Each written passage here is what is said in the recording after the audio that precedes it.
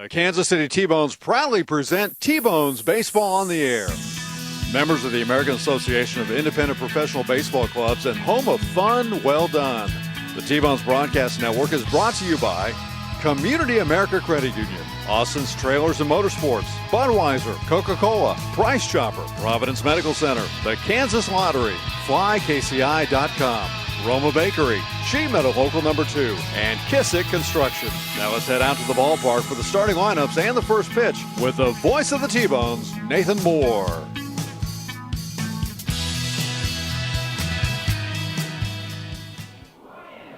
Well, Jared Messer got off to a great start for Kansas City last night before giving up a home run, and Kansas City was unable to ever get a lead in last night's game, although they made a nice comeback in the last couple innings, but ended up losing to Sioux Falls in the first game. 4 last night, losing it by a final of 4-2. Welcome to Community America Ballpark. I'm Matt Folks, filling in for Nathan Moore here for the next few minutes, and then we'll be back with you. Nathan will be with you here momentarily. It's Sioux Falls and Kansas City getting set for Game 2 of this 4-game series. We're going to take a 2-minute timeout. When we come back, we'll have the starting lineups and the first pitch. It's going to be Mike Kickham going for Kansas City tonight, and Ray Hansen for the Canaries. Kickham coming in here 3-4 with a 2.92 ERA, and Ray Hansen 0-7 with a 7.68 ERA. So when we come back, we'll have the starting lineups and the first pitch for you as you're listening to T-Bones Baseball on the T-Bones Broadcast Network. It's always good to know that great doctors are close by.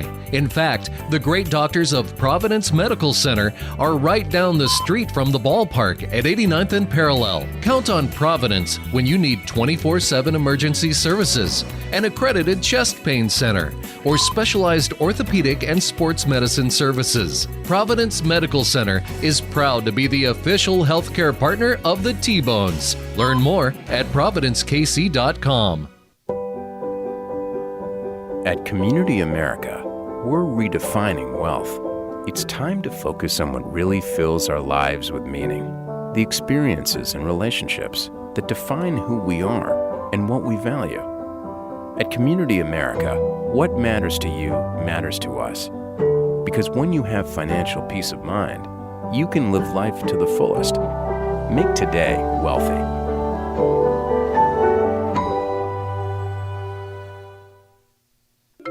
I loved when the ice cream truck came around as a kid, the familiar music and the cool treats on a hot summer afternoon. What's your happy place? Have a Frosty Treats ice cream truck at your next corporate or private party. FrostyTreats.com. Country Inn & Suites in Village West is the official hotel of the KC T-Bones. We conveniently share the parking lot with the stadium and offer access to the best shopping and entertainment. Enjoy a comfortable stay with top-notch services and amenities. Start your day off right with our Be Our Guest breakfast. Our exceptional service makes Country Inn & Suites the ideal hotel in KC for anyone traveling for business or pleasure. Stay with us on your next trip and we'll have you saying, I love this country. Book today at countryinns.com/Kansas City KS.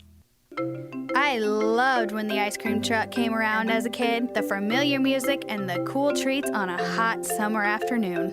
What's your happy place? Have a Frosty Treats ice cream truck at your next corporate or private party. FrostyTreats.com.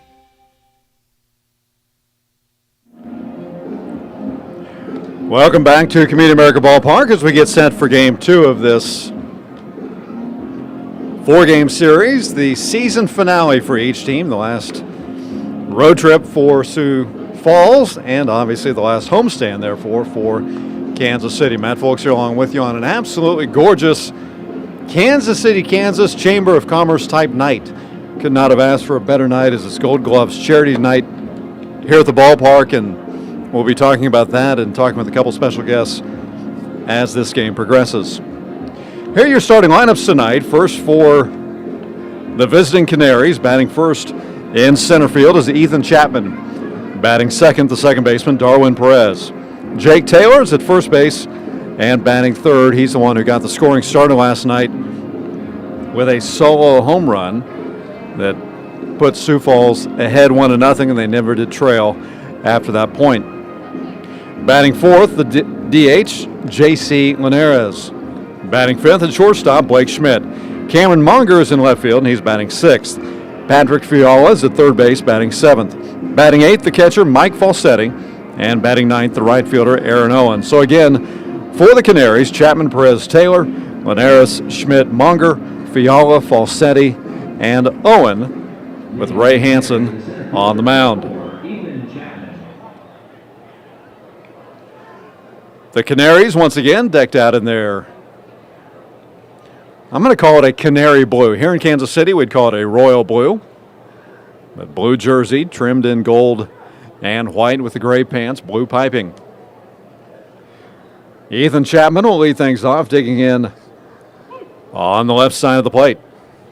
Mike Kickham on the hill tonight for Kansas City, and he wheels and deals the first pitch. And we're underway as the first pitch fastball misses down low. The T-Bones decked out in special jerseys tonight in honor of Gold Glove Charity Night. As the next pitch is swung on and missed. The jerseys are gold in the front with, I'm going to say, oxblood lettering. As the next pitch is down low to Chapman. That is the front half. The back half is red. Or, in our case, oxblood. As the 2-1 pitch is in there for a strike, even up now, 2-2 to Chapman. Mike Kickham, a left-hander. Spent parts of a couple seasons with the San Francisco Giants. Has the distinction of being the only T-Bones player with a World Series ring, as Chapman lifts this one into shallow center field, and it's going to drop in front of Dalton Wheat. So whereas last night both pitchers were very effective early on, in fact, Jared Messer last night faced the minimum through the first 3 2/3 innings. Well, the Canaries will get the first hit out of the way early as Chapman leads things off with a base hit to center. Brings up Darwin Perez. Perez shows bunt, and the right-handed hitter pulls it back.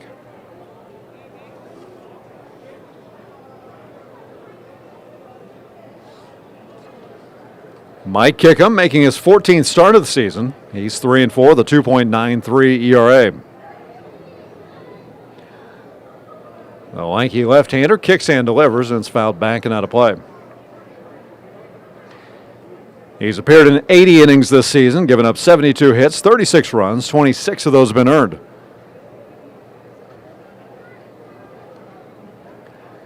Kickham with a strikeout to walk ratio of 67-23.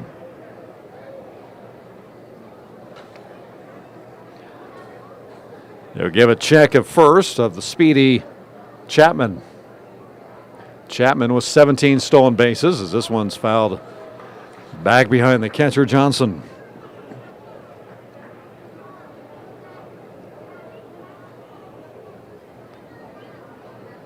Kickham has given up 2 home runs, 8 doubles, 3 triples.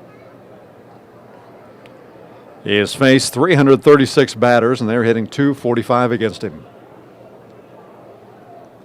And whenever we see Kickham pitching, we see some scouts in the stands. We have a few here tonight as this pitch is swung on a miss. And Perez goes down on strikes. Perez, the first out of the first inning, so the first strikeout for Mike Kickham tonight. And it brings up the first baseman, Jake Taylor.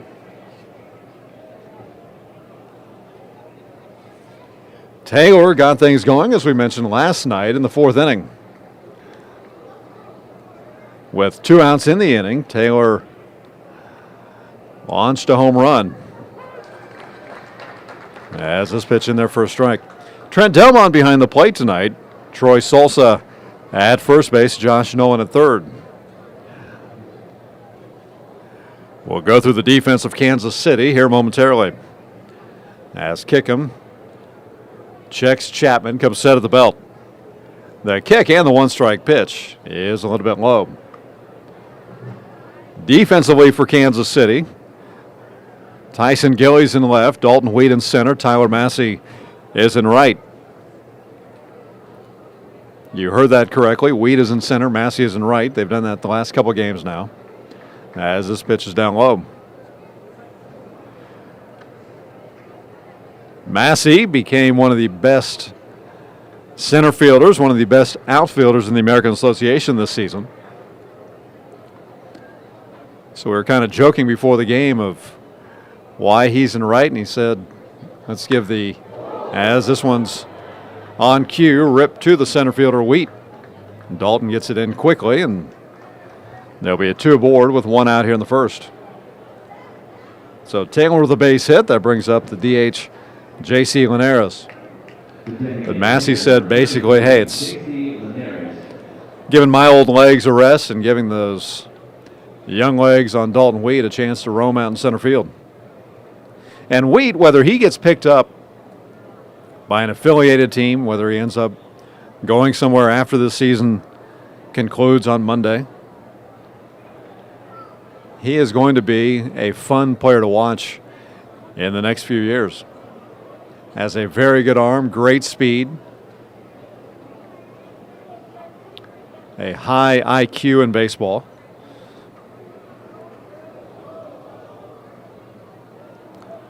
As Kickham checks his runner at second, comes to the plate with it. And it's in the dirt with the 86-mile-an-hour slider.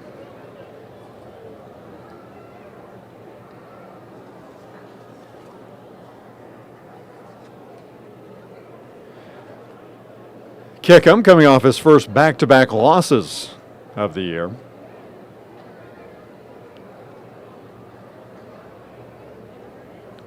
As the 1-ball pitch is swung on and tapped down the third base side, Rents will pick it up in foul territory. Rents is at third, Frias at short, Wiley at second, Blackwood at first. Nolan Johnson behind the plate. But Kansas City lost 4-0 at Fargo earlier this week on the 29th. In his previous start here at Community America Ballpark, lost 3-0 to Laredo. Against Fargo, gave up 4 runs, 7 hits, and struck out 6 in 7 innings. We have seen just a couple shaky starts from him this year. He had a very shaky start in Winnipeg about a month ago. 3 or 4 weeks ago, somewhere in there. Gave up 5 runs in the first inning as this ball's grounded to Frias. Could be 2, the second for 1. Over to first, and it comes out of Blackwood's glove.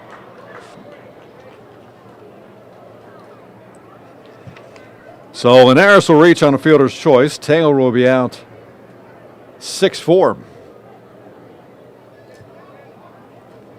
Chapman moves over to third, so runners to the corners now. With 2 outs for Blake Schmidt.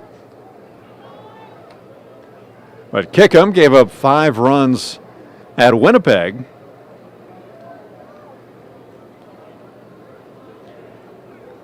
In one of the wilder games of this season, one of the wildest games I've ever seen. As this pitch is at the knees for a called strike to Schmidt.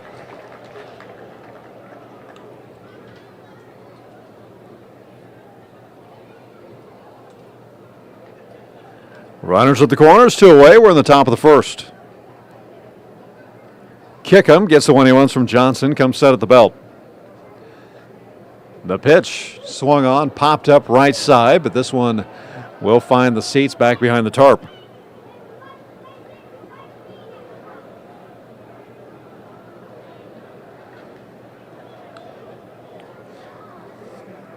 But Kickham gave up 5 first-inning runs in that game at Winnipeg.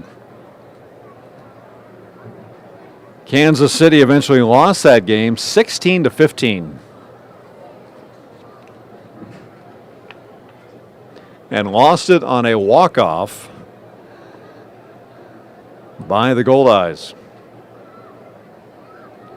The 2-strike pitch to Schmidt on its way as the runner goes. They throw to second. It goes into center field. Chapman broke from third as soon as Johnson threw it through. Here's a fun one in the English language for you. Threw it through.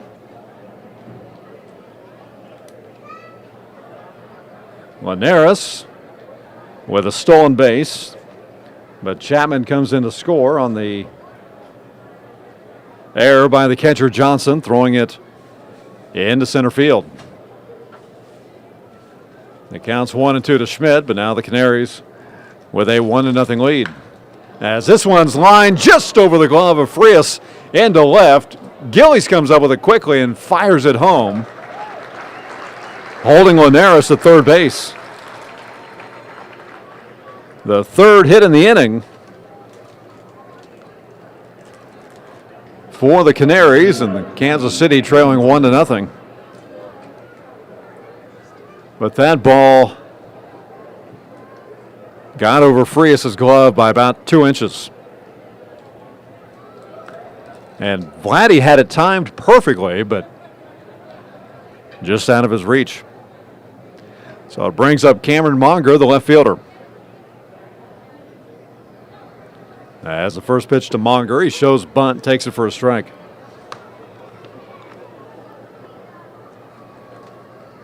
Monger went 0 for 3 last night. He did have a big sacrifice fly RBI in the 6th inning.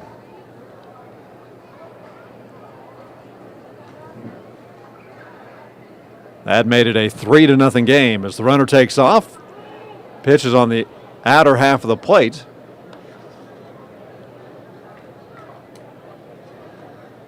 The runner's going to be safe as this time Johnson holds on to the ball. So 2 in scoring position now with a 1-1 count to Monger, batting .242, 9 home runs, 32 driven in. The pitch grounded back up the middle. Kickham fields it, underhands it over to Blackwood in time for the third out here in the first inning, but not before. The Canaries come away with 1 run. They do it on 3 hits. There was 1 error and 2 left on base. We played half an inning. It's Canaries 1, Kansas City coming up. Back after this on the T-Bones Broadcast Network. No matter how large or small your digging project may be, You like 'em? no matter how urban or rural, you must always call 811 before any digging project. 811 is our national one-call number, alerting your local utility companies to come out and mark any lines they have near your dig site. So before you do this or this, make sure you do this. For digging projects big or small, make the call to 811, brought to you by Common Ground Alliance. It's he just went on good to know that great doctors are close by. In fact, the great doctors of Providence Medical Center are right down the street from the ballpark at 89th and Parallel. Count on Providence when you need 24/7 emergency services, an accredited chest pain center, or specialized orthopedic and sports medicine services. Providence Medical Center is proud to be the official healthcare partner of the T-Bones. Learn more at providencekc.com.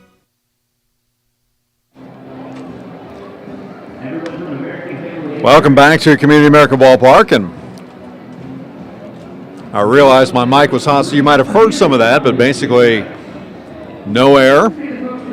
I thought it was an error on the catcher Johnson throwing it into center field, but since Ethan Chapman had broken for home as soon as Johnson started to make that throw to center field, it was determined that even if Frias fields that cleanly, Chapman got such a great jump and has good enough speed that he would have made it home with no problem. So no error on that play. So it's 1 run, 3 hits, no errors, and still 2 left on.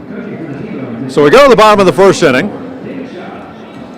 Your lineup tonight for Kansas City: batting first, the center fielder Dalton Wheat; batting second at second base, Brett Wiley; Jake Blackwood at first, batting third; batting fourth, the DH Anthony Gallus; batting fifth in left field, Tyson Gillies; Tyler Massey's in right field, batting sixth; Vladimir Frias, your shortstop, batting seventh; Ryan Retz is batting 8th and playing third base. As we mentioned, Nolan Johnson catching, and he's batting 9th. So Dalton Wheat leading things off tonight for Kansas City. We'll see what the rookie can do out of the leadoff spot. Batting .330 on the year as the first pitch is in there for a called strike.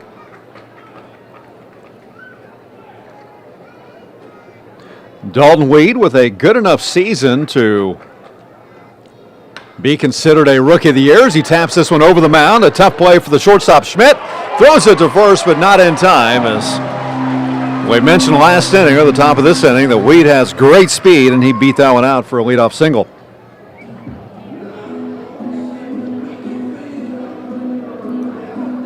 You know, one thing that, again, I'm looking forward to just seeing wherever Wheat ends up, just kind of following what he does in the next couple of years. But he has the speed to be a leadoff hitter. He's not a power guy at all. He can take pitches, but as we've talked about, he also can get jumpy and swing at some bad ones. So we'll see what happens here throughout the rest of this weekend and over these next couple of years in his career. As the first pitch in there for a strike to Wiley. Brett Wiley batting .311, 5 home runs, 43 RBIs. And on the left side of the plate as the next pitch is swung on and lifted to deep left field, but hooking foul as that one will go to the back row of the general admission seats. Ray Hansen on the hill tonight for the Canaries. Hansen 0-7, 7.68 ERA.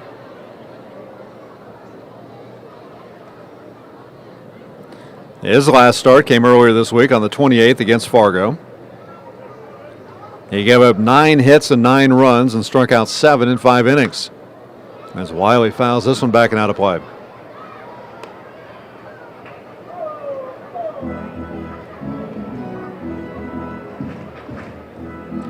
He got the loss as Sioux Falls went on to lose that game 12-5.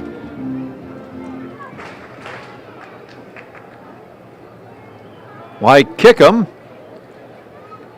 Hansen spent time in the San Francisco organization. As Wheat takes off, the pitch is outside and no chance to get the speedy Dalton Wheat at second.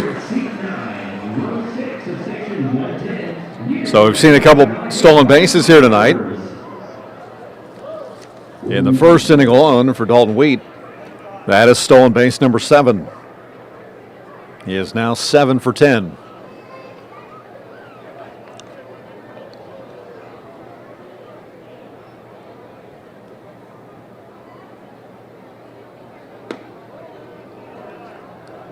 But Hansen was selected in the 47th round of the 2010 Major League Baseball June Amateur Draft.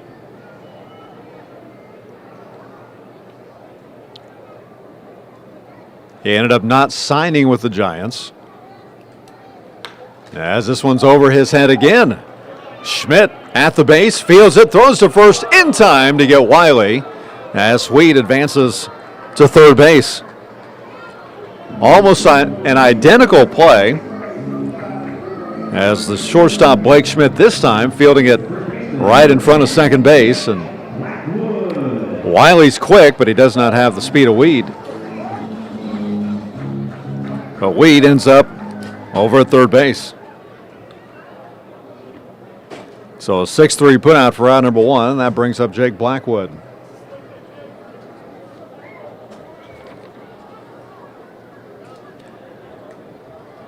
Kansas City's lineup a little different tonight. As last night it was Massey, Rodriguez, Wiley, Blackwood. Tonight it's Wheat, Wiley, Blackwood.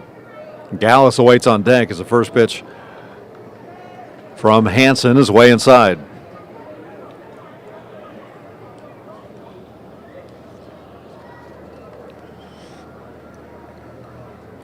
Hansen making his 10th start of the year. He has pitched in 50 in the third innings.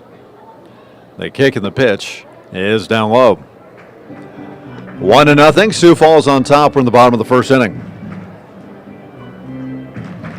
Hansen has given up 73 hits, 46 runs, 43 of those have been earned. He has struck out 30, walked 24. giving up 9 home runs, 13 doubles, 5 triples. The kick and the 2-ball pitch is lined into left field. Another base hit for Kansas City as Blackwood will tie this up.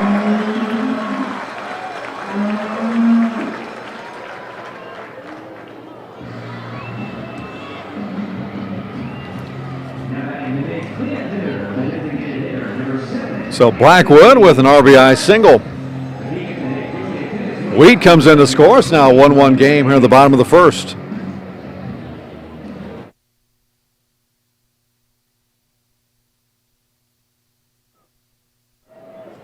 That brings up the DH, Anthony Gallus.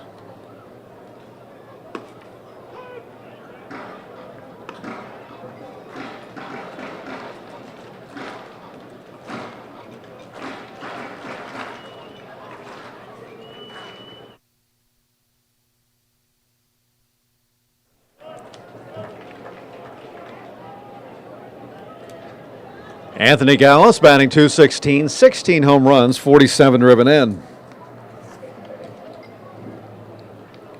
Blackwood with his lead at first. Big swing and a miss. One away here in the bottom of the first inning. Kansas City has tied it up 1-1 here against Sioux Falls. Hansen, the lanky right-hander, comes sent at the belt. The kick and the pitch is fouled back and over our heads.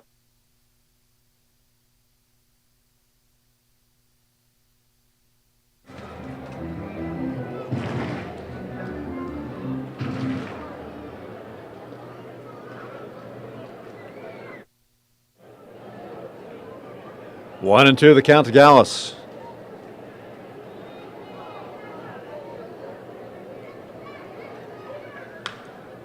As Gallus pops this one up, about 1.5 miles high, but it's going to drift and hit the top of the suites.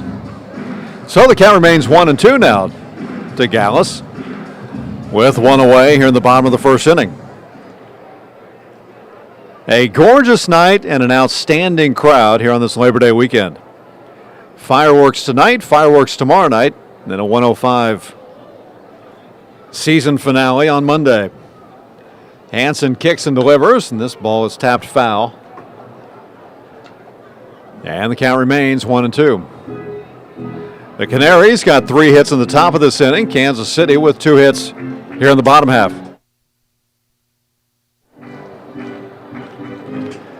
Gallus walks around for a second after tapping this one off his foot. You kind of shake out that left foot a little bit. Now gets set to dig back in on the right side of the plate.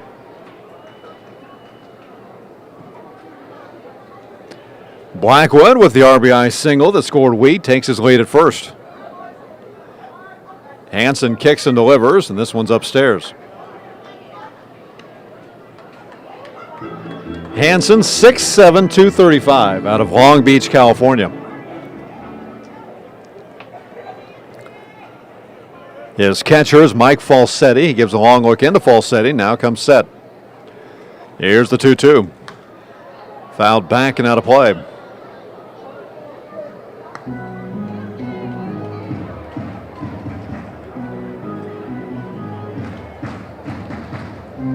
In case you're tuning in, watching the video stream tonight, again, Kansas City and their special Gold Gloves Charities Night jerseys. It'll be auctioned off later tonight. Here's the 2-2. The curveball paints the black on the outside corner, at least according to Trent Delmont. Gallus not happy with it. The fans a little displeased, at least the ones behind home plate. That's the first strikeout for Hansen, and with 2 away here in the inning, it brings up Tyson Gillies.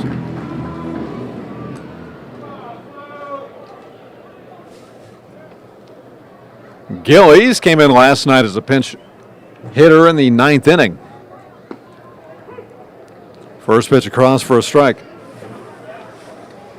He replaced Nolan Johnson, who went 3 for 3 in the game. But Gillies ending up getting a 2-out walk. Was stranded at third as the game ended on a strikeout by Starlin Rodriguez. Counts 1-1 to Gillies, a .252 hitter, 4 home runs, and 15 driven in. The pitch grounded sharply right off the tarp. Gillies starting the season in the Atlantic League, playing for the Sugarland Skeeters down in Texas.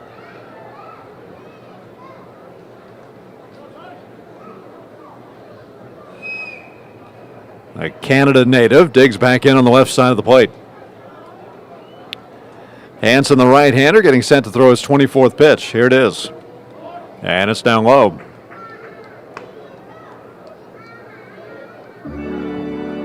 We talked about this a little bit last night with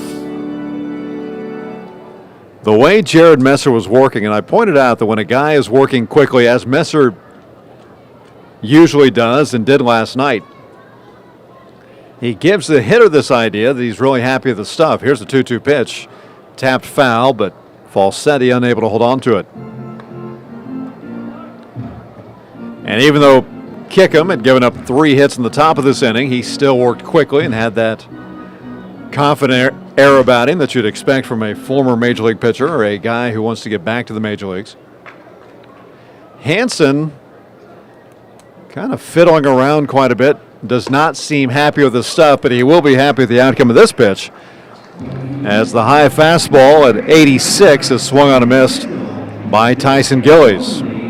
So 2 strikeouts by Hanson, but not before Kansas City will tie it up. They get 1 run. They do it on 2 hits. There were no errors, and 1 left on base. We've played an inning. It's 1-1. We're back after this on the T-Bones Broadcast Network. Country Inn & Suites in Village West is the official hotel of the KC T-Bones. We conveniently share the parking lot with the stadium and offer access to the best shopping and entertainment. Enjoy a comfortable stay with top-notch services and amenities. Start your day off right with our Be Our Guest breakfast. Our exceptional service makes Country Inn & Suites the ideal hotel in KC for anyone traveling for business or pleasure. Stay with us on your next trip and we'll have you saying, I love this country. Book today at countryinns.com/Kansas City KS. No matter how large or small your digging project may be, no matter how urban or rural, you must always call 811 before any digging project. 811 is our national one-call number, alerting your local utility companies to come out and mark any lines they have near your dig site. So before you do this or this, make sure you do this. For digging projects big or small, make the call to 811, brought to you by Common Ground Alliance.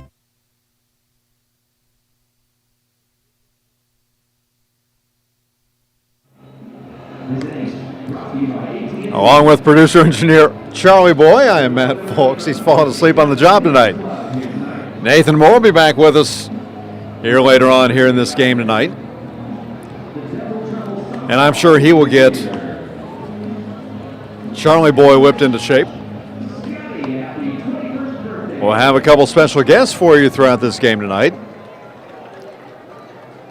And you know, every year we have the media relations interns on for an inning or two, and not with me, with Nathan. We'll hear from them either tonight or tomorrow night. Mike Kickham goes back to work here in the second inning in a 1-1 game as the first pitch misses upstairs to Patrick Fiala.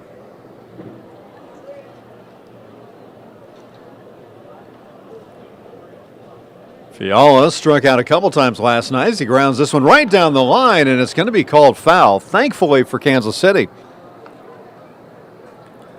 Because Rhett's backhanded it, and it popped out of his glove, and he was not going to have any type of a chance to get Fiala at first. But Josh Nolan calling that one foul. Just as it popped out of Rhett's glove. So it's Fiala, Falsetti, Owen here to face Mike Kickham here in the top of the second. Kickham gave up 1 run and 3 hits in the first. Here's the 1-1 pitch. Broken bat, grounder up the middle. Frias fields it behind the base, throws to first in plenty of time for out number 1.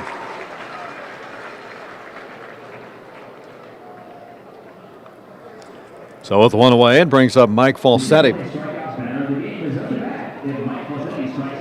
We have kind of a unique situation here tonight, and I mentioned this last night, but now that Kickham is on the hill, and last night I had trouble figuring out exactly how to say this, but I think we have figured out how to put this as the first pitch to Falsetti is low and away. But tonight marks the first time that 2 people with Major League experience who both happen to be twins are on the field here at Community America Ballpark as this pitch paints the blank on the outside corner for a called strike.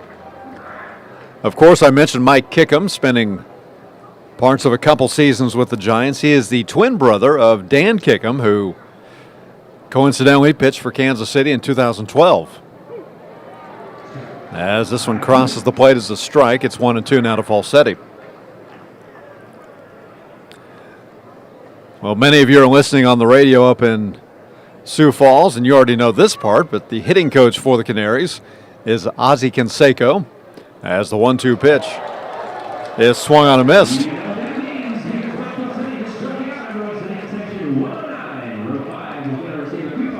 So Kickham will get his second strikeout. And with 2 outs here in the second, it brings up the right fielder Aaron Owen. But the hitting coach is Ozzie Canseco, who played in the majors in parts of 3 seasons in the early 90s. As the first pitch to Owen misses low and away. His twin is, of course, Jose Canseco, who coincidentally was in a home run derby here at Community America Ballpark in 2014. On another big charity type night.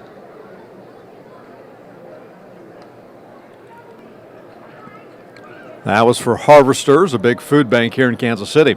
Here's the 1-1. Swung on, lifted deep into left field. Gillies drifts back and over. Cam Sunderland pulls it down for out number 3. So much like we saw a few weeks ago in that game at Winnipeg, Mike Kickham settling down after giving up a run in the first inning is facing 6 batters. He gets a 1-2-3 inning here in the second. No runs, no hits, no errors, nobody left on. We go to the bottom of the second. 1-1. Back after this on the T-Bones Broadcast Network.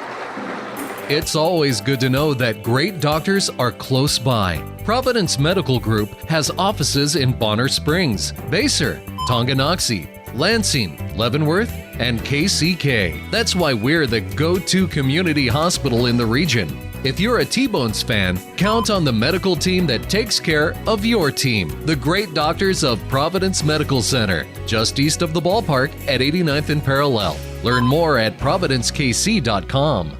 Heathwood Oil Company was the first independently owned oil company in Kansas City, and they're now one of the oldest continuously family-owned oil companies in the Midwest, featuring Citgo lubricants. With a current bulk storage capacity of over 250,000 gallons, they have the products you need. Let Heathwood and Citgo design a Citgo lubricants program to reduce costs and increase production. Call 913-321-1764 or email sales@heathwoodoil.com. Heathwood and Citgo, your lubrication specialist since 1926.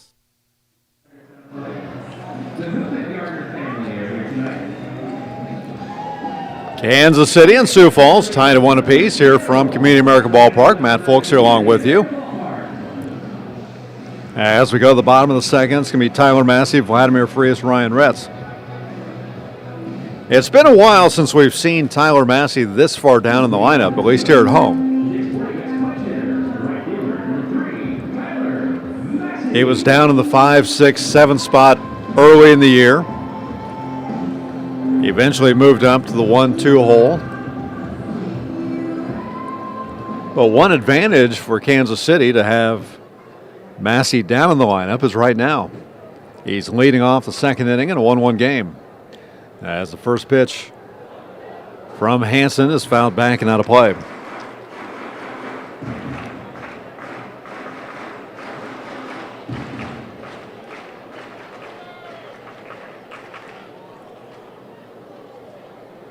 Massey went 2 for 5 last night.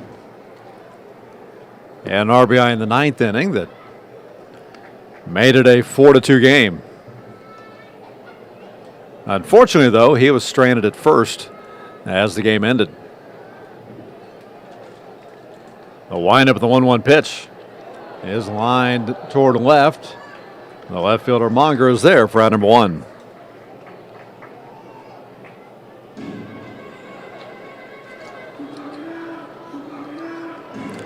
So 1 away here in the second. It brings up the shortstop, Vladimir Frias.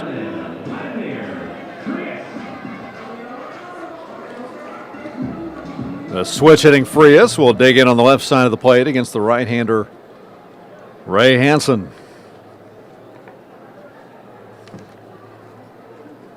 Overall this season, Vladdy batting .251.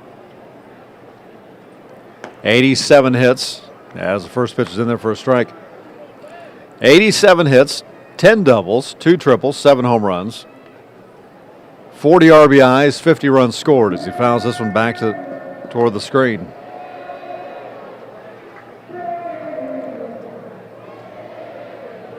Vladdy has walked 38 times this year.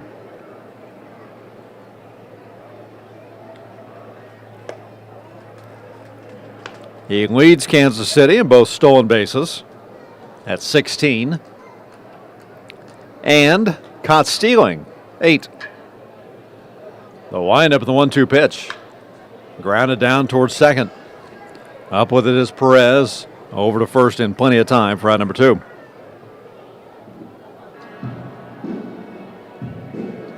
So 2 up, 2 down for Kansas City here in the second inning, and it brings up the third baseman, Ryan Retz.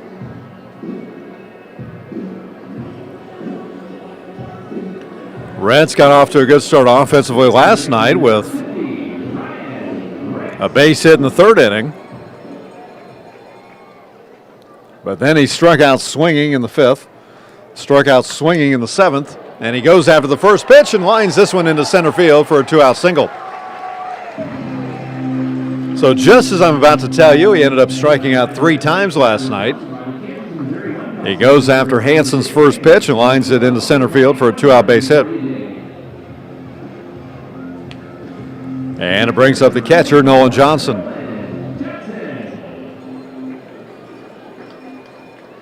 Johnson led all Kansas City hitters last night with 3 hits. He had a perfect 3-for-3 night. He matched Linares hit-wise as the runner takes off. The throw down to second base is not in time. As Retz dives under Schmidt's tag, and he's in there with a stolen base. The second stolen base of the night for Kansas City. And the first stolen base with Kansas City for Ryan Retz. Retz signed with the T-Bones shortly before the last homestand, or last road trip, rather. At the end of the last homestand. The 1-strike pitch to Johnson is at the knees for a called strike.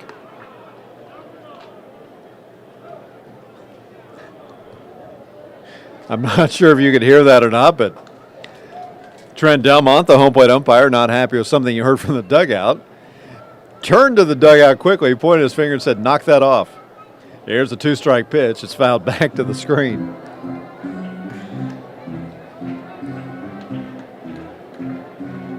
Trent has been around for a while. We like Trent Delmont.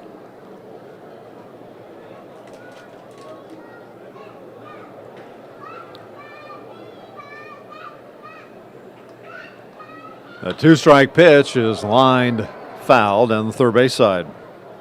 Well into the GA seats.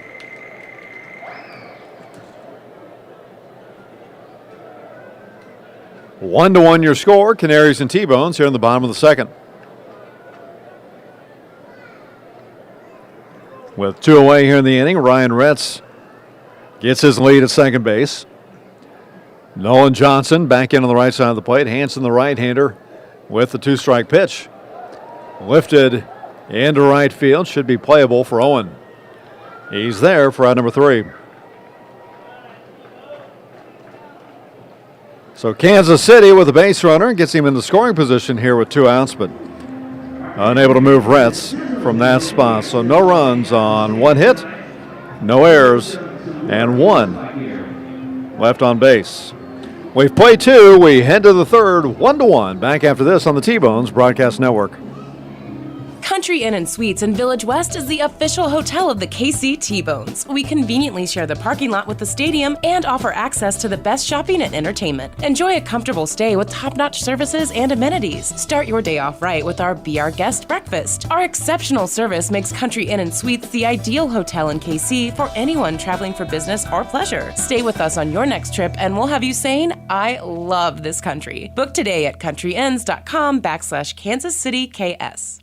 It's always good to know that great doctors are close by. In fact, the great doctors of Providence Medical Center are right down the street from the ballpark at 89th and Parallel. Count on Providence when you need 24/7 emergency services, an accredited chest pain center, or specialized orthopedic and sports medicine services. Providence Medical Center is proud to be the official healthcare partner of the T-Bones. Learn more at providencekc.com.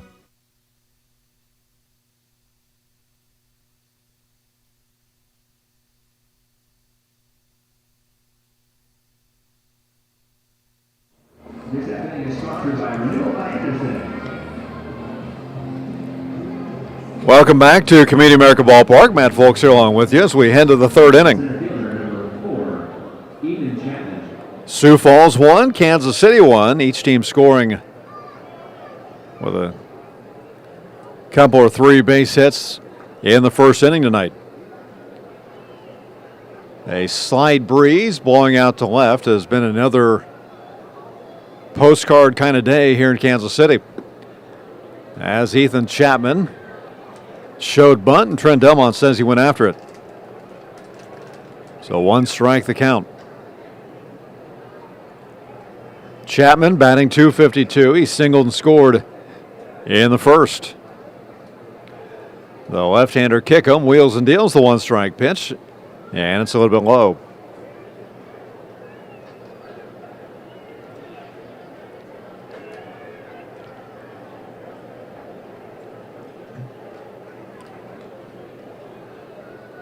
And the 1-1 pitch is a drag bunt down the first base side. Kickham picked it up and then dropped it.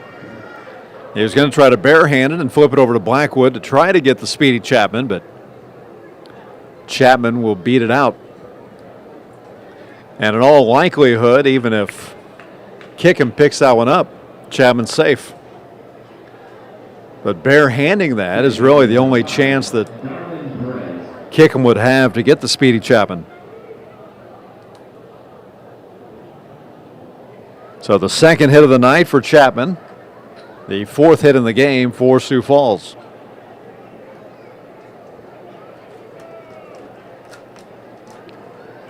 Brings up Perez. First pitch to Perez is fouled back toward the Sioux Falls dugout. I mentioned it last night, but it bears repeating that this Sioux Falls team likes to run, and Chapman is one of the main culprits. As he gets his lead at first, he has 17 stolen bases. He's going for 18, but now it's going to be lined up the middle for a base hit. Since Chapman's running, he heads toward third base, and he'll slide in safely. On the base hit by Perez.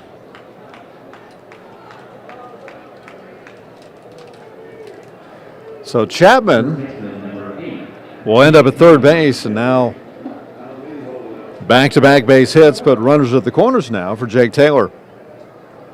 Nobody away, top of the third inning, 1-1 your score.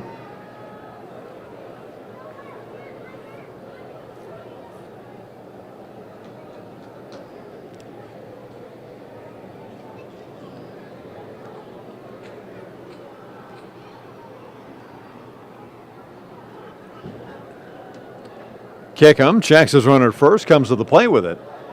Taylor goes after the first pitch and fouls it back and out of play.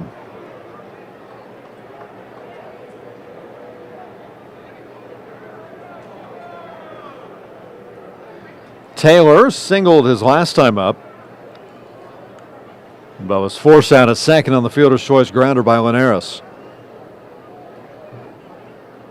The pitch fouled back to the screen. Taylor batting .275, 13 home runs, 40 driven in.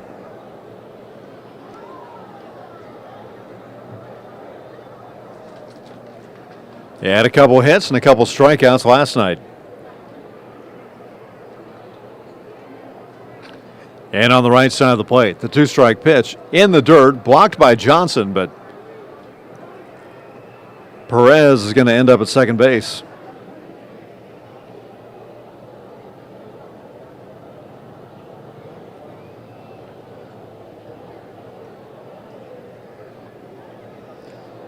So 2 in scoring position with nobody out.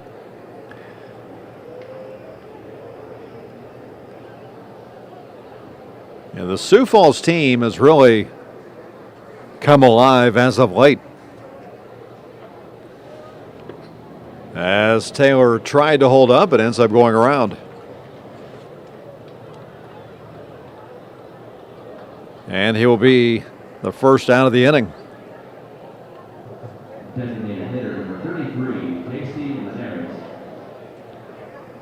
So the third strikeout for Kickham and the first out here in the third inning.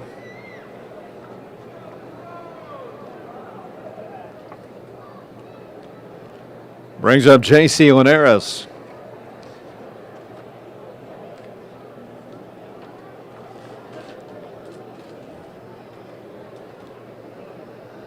First pitch to Linares is in there for a call strike. In the overall league standings, Sioux Falls 3 games behind Kansas City. 41-56 for the T-Bones, 38-59 for the Canaries. Here's Kickham's 1-strike pitch, and it's a little bit low and inside.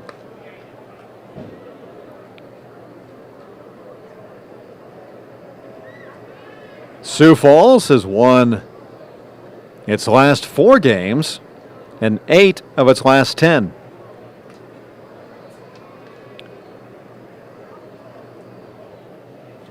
They are tied with the current longest winning streak in the American Association. As this one's grounded towards short, it'll bring in a run as Frias throws over to first for out number 2. So a 6-3 RBI for Linares. Perez moves up to third base, and it's now a 2-1 game as Chapman has now scored twice in the game.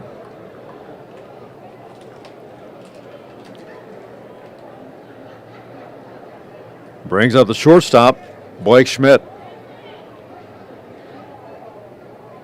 Schmidt singled his first time up, his average now up to .325 as he taps this one foul off his ankle.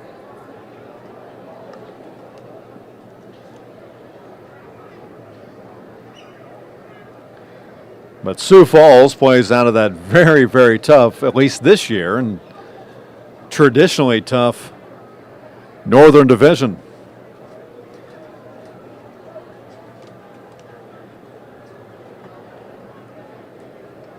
Two of the 3 top teams in the league are out of the North. Wichita leading the overall standing 60-37.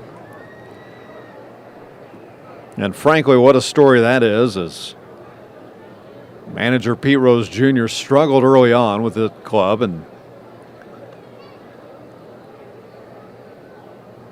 about a third of the way through the season, they began to take off, and they have not looked back. Like Sioux Falls, Wichita 8-2 in its last 10 games. This pitch misses inside to Schmidt. St. Paul Saints, a game behind Wichita, 59-38. Winnipeg 56-41. Laredo 55-41. Here's the 2-1 pitch, fouled back and out of play.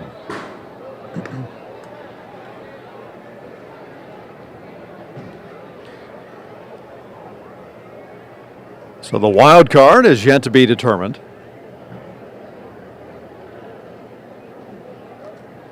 The Central Division, this division, has yet to be determined. Here's the 2-2. Gets away from Johnson as it's down in the dirt, and that's going to score another run.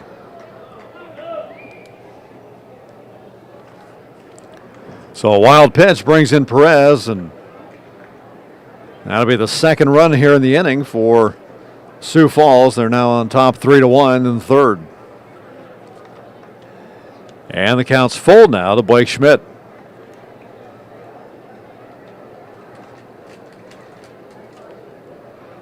Kick him back out of the full windup now, and the 3-2 pitch in almost the identical spot as the last one. Ball 4. So the first walk given up by Kickham, and with 2 outs and a runner at first now, it brings up Cameron Monger.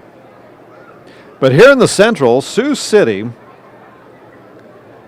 which had pretty much been left for dead just a few weeks ago, they have a half a game lead coming into today over Lincoln. As the first pitch from Kickham is outside.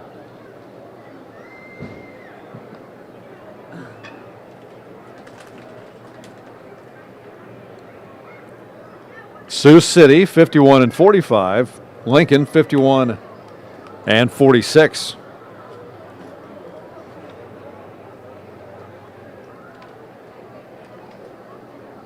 So a couple interesting games tonight as this pitch down the dirt. That's going to bring pitching coach Bill Sobey out. But a couple interesting games tonight because you have Lincoln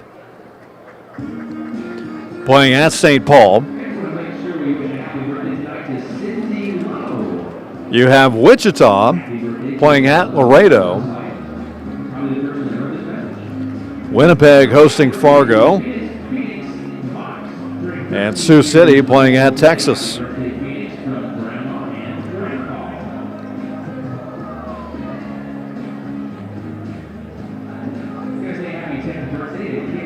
So as far as the games here tonight, they're playing a doubleheader in Texas after the game that was rained out last night. In the first game today, Texas beating Sioux City by a final of 2-1. They're in the top of the 6th in the nightcap, and Sioux City leading Texas 5-2. In the top of the 6th inning, Fargo leading Winnipeg 6-3.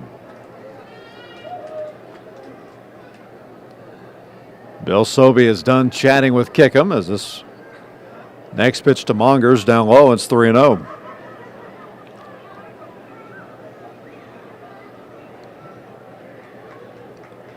Gary leading at home against Joplin 8-0. No score in Laredo between the Wingnuts and the Lemurs. That's in the top of the 3rd as this one's down low. Ball 4 to Monger. So back-to-back walks given up by Kickham.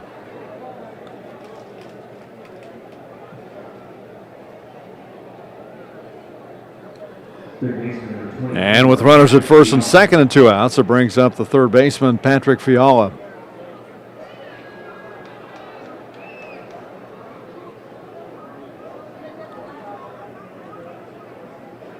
First pitch to Fiala is down low and inside.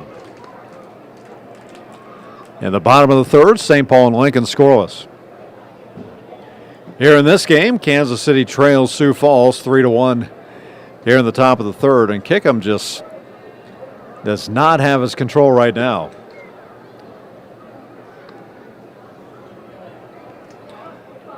As ball 2 now to Fiala. And we've seen him on these last 6 balls going to almost the same spot on about 4 of them. As this one's fouled down the third base side, Fiala helping out, kick him there.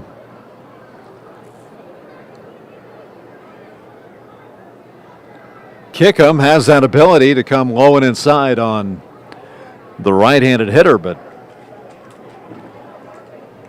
tonight we've seen him come too low and too far inside too many times. Schmidt gets his lead at second, Monger at first. The pitch. It's swung on and fouled back and out of play. So the count even up now, 2-2.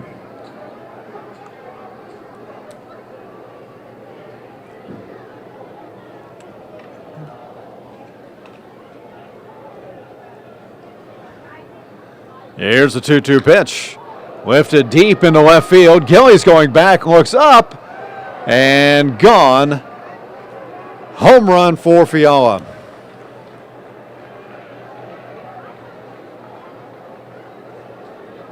How many times do we especially talk about this late in the game with walks late in a game that come back and hurt you? Walks with 2 outs can be just as damaging, and after back-to-back walks to Schmidt and Monger, Kickham gives up a 3-run homer to Patrick Fiala. All of this with 2 outs. On the second out in the inning, as Falsetti goes after the first pitch and fouls it out of play.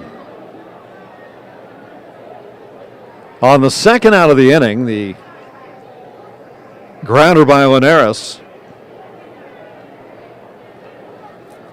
The first run of the inning, and Chapman came in and scored. This one's right down the chute for a called strike. And it's 0-2 in favor of Kickham, who now looks back at the scoreboard and sees a 6-1 Canary lead.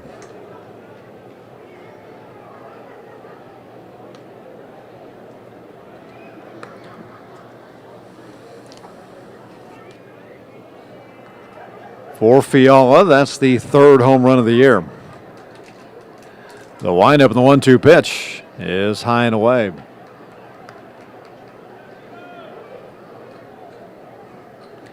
And really, even though we're down to the last couple or 3 games of the year,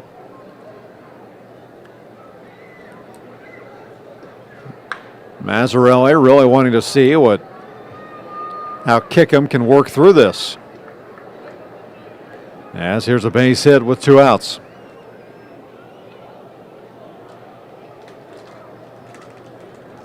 So the number 9 hitter in the lineup, the number 9 hitter here in the 3rd inning, steps up to the plate in the right fielder, Aaron Owen.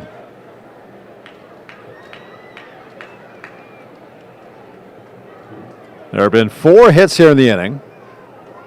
5 runs have come across as this one misses down low.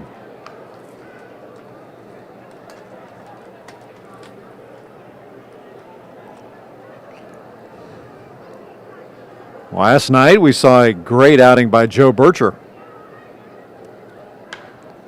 as this one skied into right field. Going to be a tough play as Wiley goes out, and the second baseman calls off Massey and is able to make the play for out number 3, but not before Sioux Falls will come away with 5 runs here in the inning. They do so on 4 hits. There were no errors. 1 left on. There were 2 walks in the inning, and the big blow, the big 3-run homer, but by Patrick Fiala. But all 5 runs coming with basically 2 outs here in the 3rd inning. We go to the bottom of the 3rd. It's 6-1 in favor of Sioux Falls. We're back after this on the T-Bones Broadcast Network. At Community America, we're redefining wealth. It's time to focus on what really fills our lives with meaning. The experiences and relationships that define who we are and what we value. At Community America, what matters to you matters to us. Because when you have financial peace of mind, you can live life to the fullest. Make today wealthy.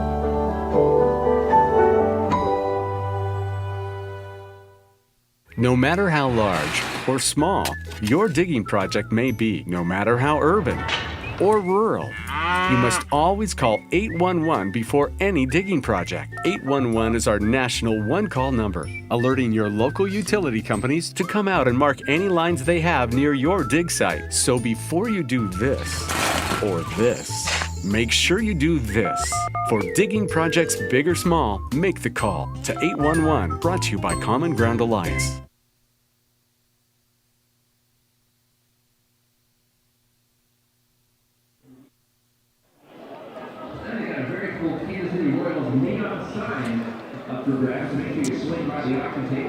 So Sioux Falls pitcher Ray Hansen has really struggled throughout this year. He's given up 46 runs in 50 and a third innings coming into tonight. But after his offense sent 9 to the plate in the top of the third inning, came away with 5 runs. Hansen with a comfortable 6-1 lead as we go to the bottom of the third.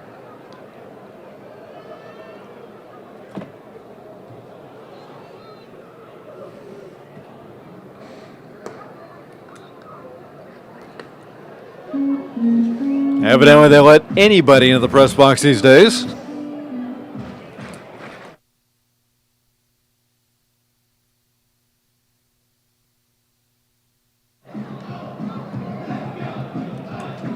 Wade fouls this one back.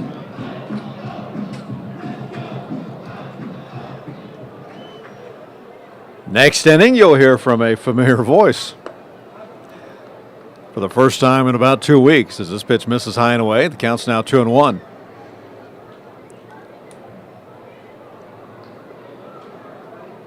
Two balls, one strike. Here to Dalton Weed, who singled and scored in the first inning. He's batting in the leadoff spot here tonight.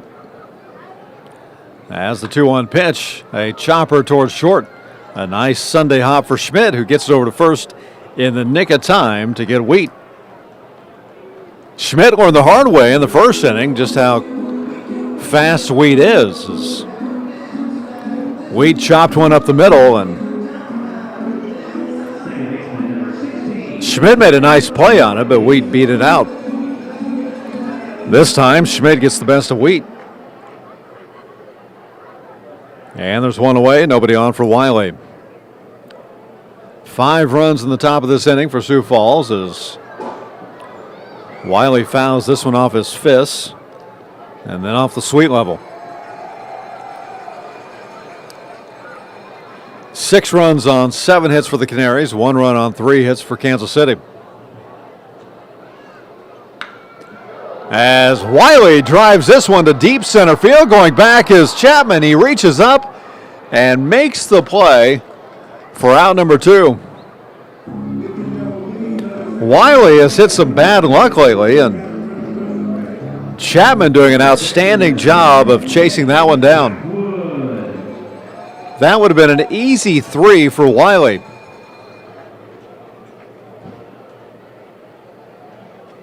Instead, it'll be nobody on and 2 outs here in the third for Jake Blackwood. Blackwood with the RBI single that brought in Wheat and gave Kansas City its lone run of the game. First pitch from Hansen misses inside.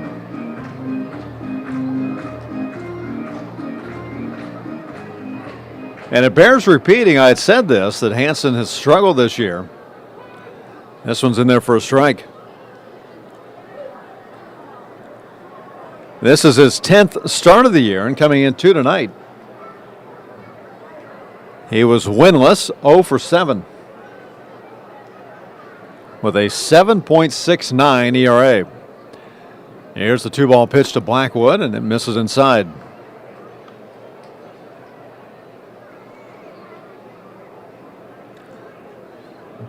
So Jake, who singled his first time up there with a 3-0 count. Here's the pitch.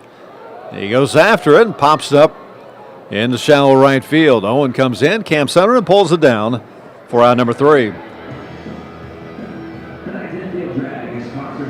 So the first time Kansas City has been retired in order tonight. 1, 2, 3. No runs, no hits, no errors.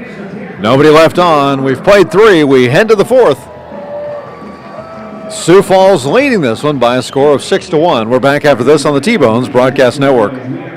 It's always good to know that great doctors are close by. In fact, the great doctors of Providence Medical Center are right down the street from the ballpark at 89th and Parallel. Count on Providence when you need 24/7 emergency services, an accredited chest pain center, or specialized orthopedic and sports medicine services. Providence Medical Center is proud to be the official healthcare partner of the T-Bones. Learn more at providencekc.com.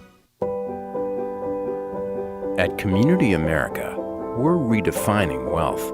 It's time to focus on what really fills our lives with meaning. The experiences and relationships that define who we are and what we value. At Community America, what matters to you matters to us. Because when you have financial peace of mind, you can live life to the fullest. Make today wealthy.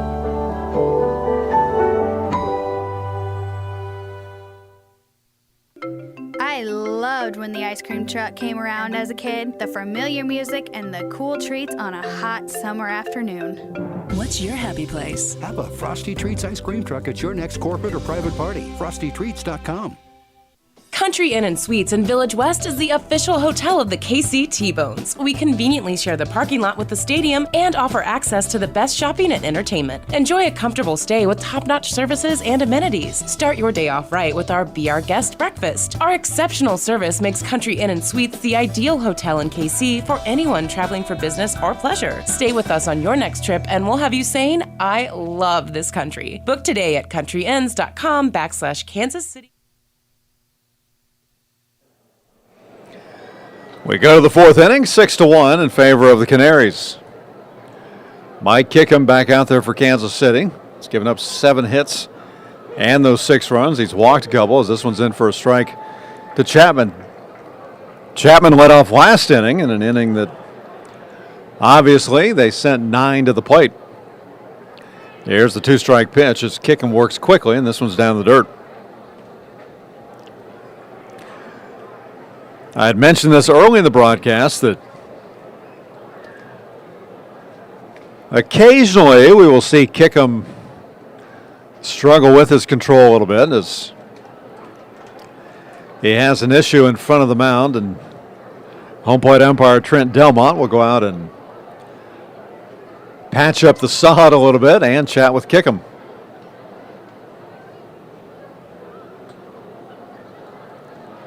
But Kickham making his final start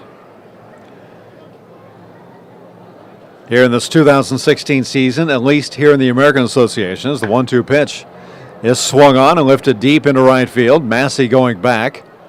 Now drifts over towards center field. Cam Sutherland pulls it down for out number 1.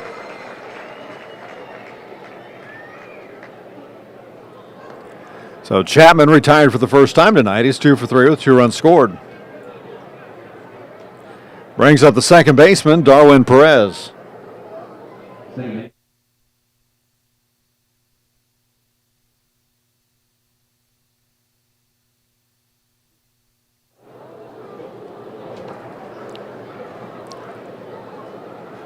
First pitch misses to Perez, who singled and scored last inning. 6-1, Canaries on top. Kickham out of the wind-up with a long look into Johnson. Deep breath, now wheels and deals the 1-ball pitch. And it's at the knees for a called strike. In spite of giving up 5 runs in the third inning, it looks like Kickham still has that demeanor that you want to see if you're Kansas City. As the 1-1 pitch misses low and inside. With some pitchers, when they give up a few runs, they become flustered. They will really slow down a lot. They walk around the mound more, but that is not the case here this inning for Kickham.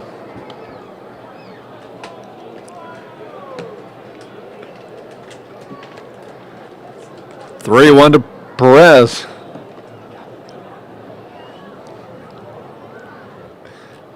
Here's the windup in the pitch. A grounder toward third. Retz is up with it. Over to first, and Perez. I'm not sure what Perez Maybe he thought he fouled it off his foot. I don't know, but maybe he tweaked something as he swung, but he just basically stayed in the box, and now he's kind of gingerly walking back toward the dugout. Nonetheless, it'll be a 5-3 putout for out number 2, and nobody on now for Jake Taylor. And with that,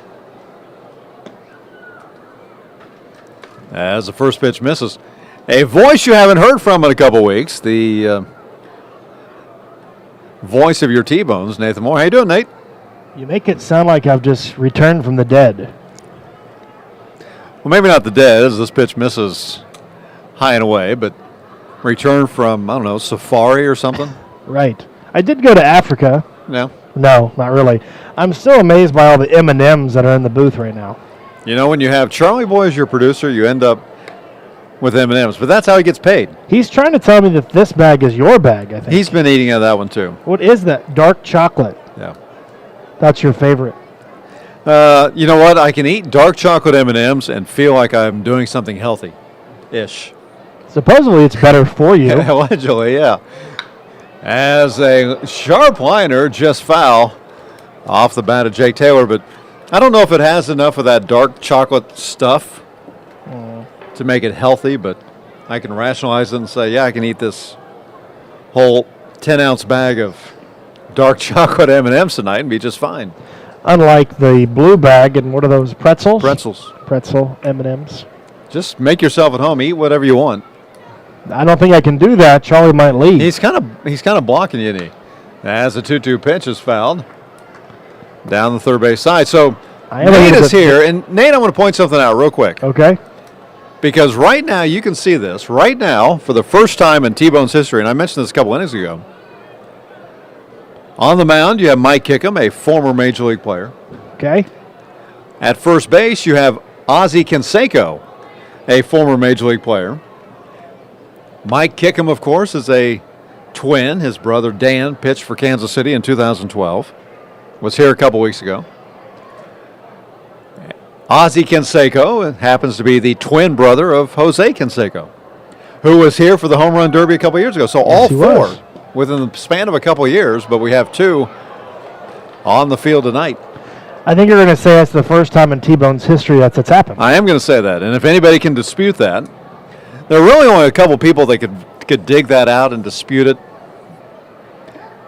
and I don't think they will. No. Because I don't think you can.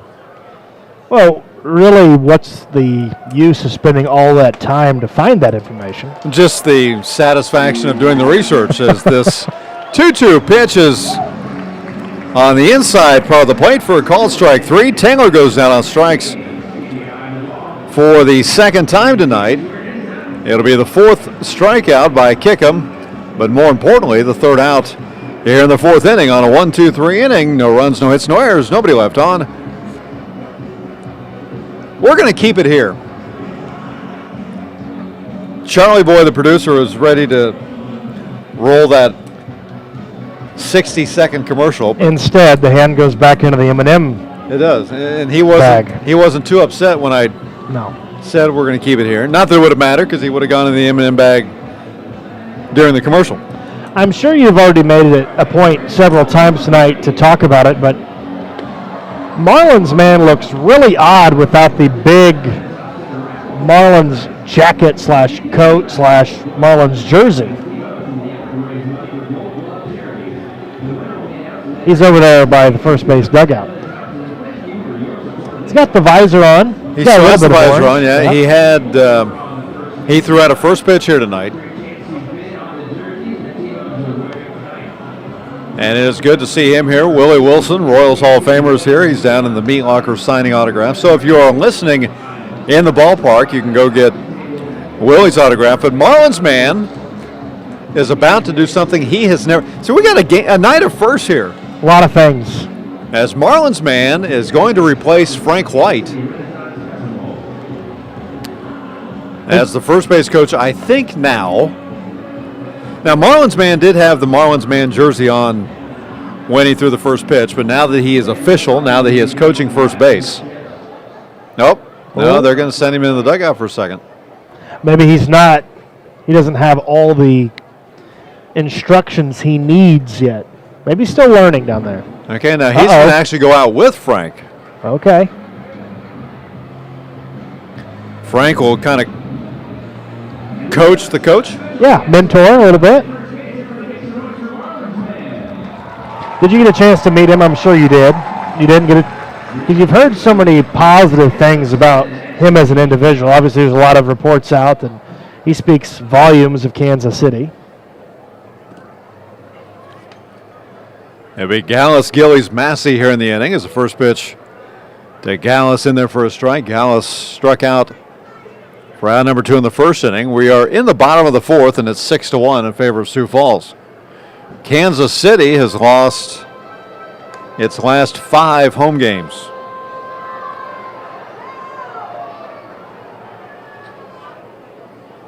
They lost last night 4-2. As the 1-1 pitch, check swing by Gallus. He did not go around, according to first base umpire Troy Solsa. So your team had I didn't mention this, but your team is in a tournament, had a couple games today, and you guys are just, you show no mercy, do you? No. After you kind of get up by a couple touchdowns, you kind of slow down a little bit.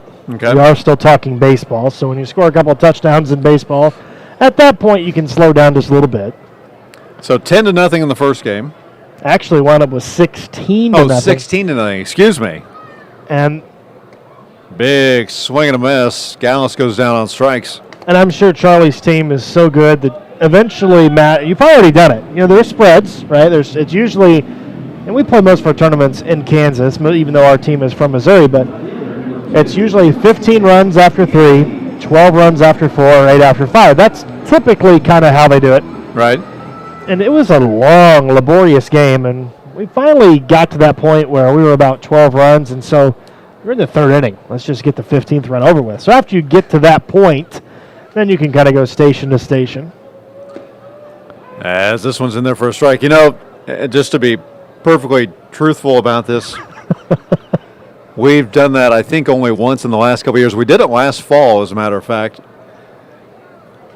as Gillies swings and misses. Well, it's always better to do it to the opponent than the opponent to do it to you. It is. Now, I will say, knock on wood, that we haven't had that happen exactly, but that's what we did last year. I decided we would, once we got up by about 12 runs, I did what you're saying. You as this one's high and away, Gillies is able to hold up on a swing, but we got up by quite a few runs.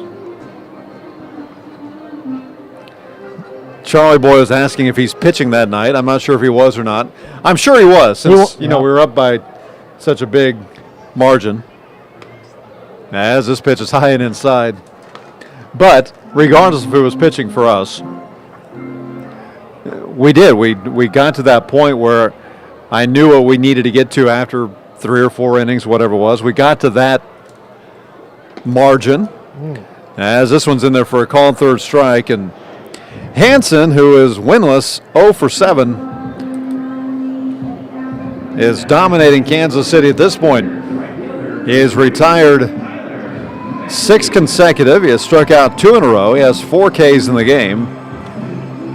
And with 2 outs here in the 4th inning and nobody on, it brings up Tyler Massey. But yes, once we got to that point, we went station to station, and the other coach knew it, but we explained it, much to the dismay actually of a couple of my parents whose sons hadn't been hitting the ball very well, and then suddenly they tattoo him to the gap as Massey grounds this one to first. Taylor will field it, step on the bag, and it's a 2nd consecutive 1-2-3 inning thrown by Hansen, and Marlins man had a pretty uneventful, pretty easy go at it. Now he will grab Massey's helmet, at least feel like he's doing something, as he will take that over and actually just hand it off to Josh Hodges at the end of the dugout. So with that, we will take a break. We will head to the 5th inning. It is 6-1 in favor of Sioux Falls. We're back after this on the T-Bones Broadcast Network. At Community America, we're redefining wealth. It's time to focus on what really fills our lives with meaning. The experiences and relationships that define who we are and what we value. At Community America, what matters to you matters to us. Because when you have financial peace of mind, you can live life to the fullest. Make today wealthy.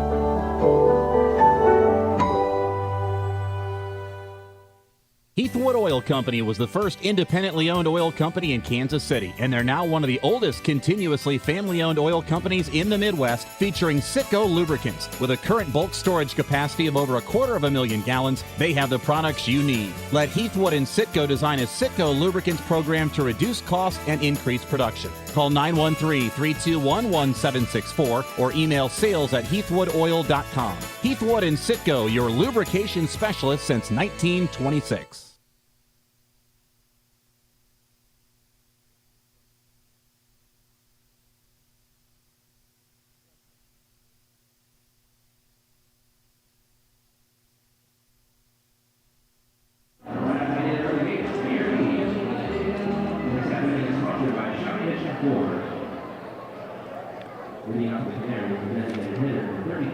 We go to the fifth inning. J.C. Linares, Blake Schmidt, Cameron Monger, the three scheduled hitters, the three hitters here in the inning against Mike Kickham. See, you leave for a couple days, Nate, and you never know what you come back to. You don't. Grated cheese packets. Charlie Boy, besides M&M's, is a big pizza fan. It's all on him. I pay him in pizza. I don't like grated cheese on my pizzas. As Linares skies this one about 750 feet. Dalton Wheat camps under it and pulls it down for out number one. Dalton Wheat again playing center field tonight. We saw him do that last night. So speaking of last night, Nate, how did the Cameron Dragons do on the football field? Well, we did something positive to start. We scored the first touchdown. Okay. To take the Charlie's already laughing. Has it been a while since you guys have scored the first touchdown in the game? Well, we took a 6-0 lead. Okay. Unfortunately, that was the last time we led. Okay. It got to 7-6, and then it got to 14-6. Yeah.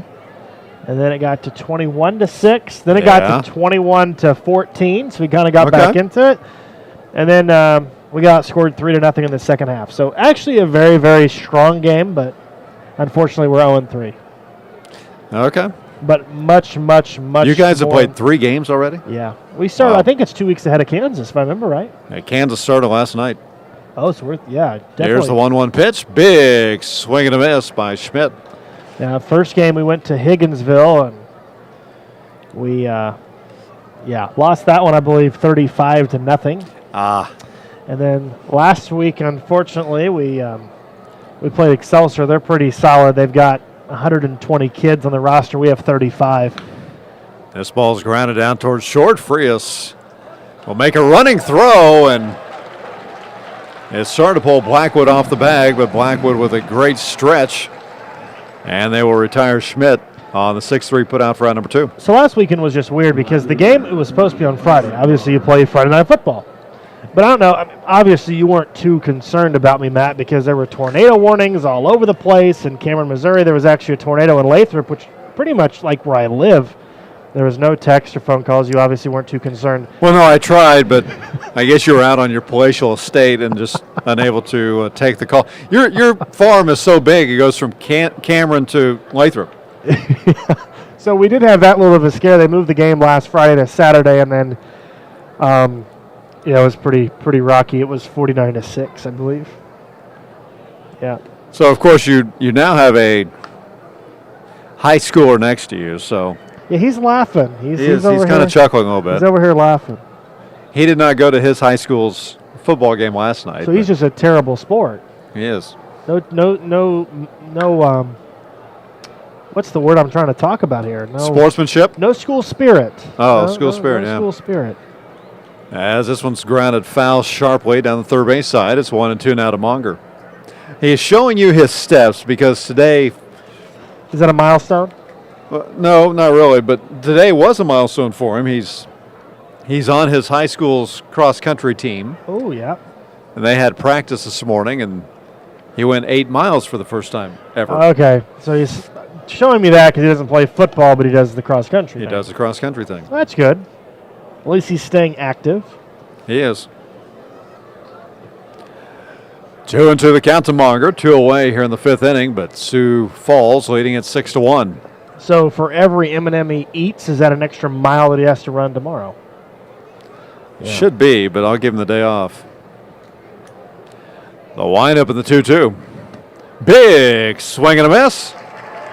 Mike Kickham gets his 5th strikeout of the game.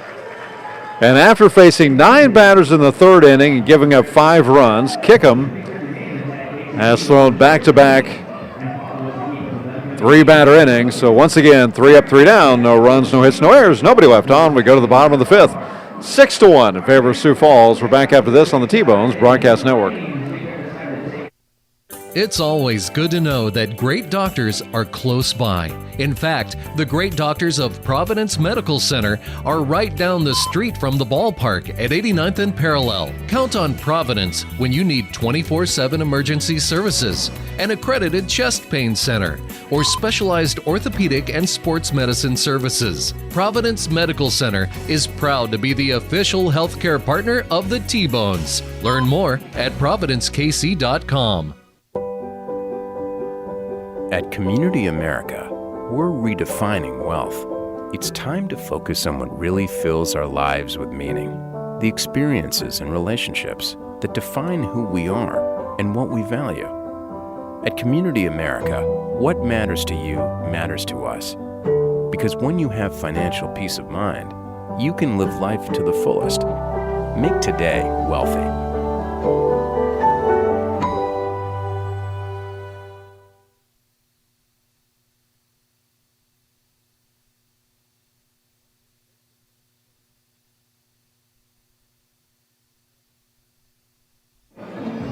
The last couple.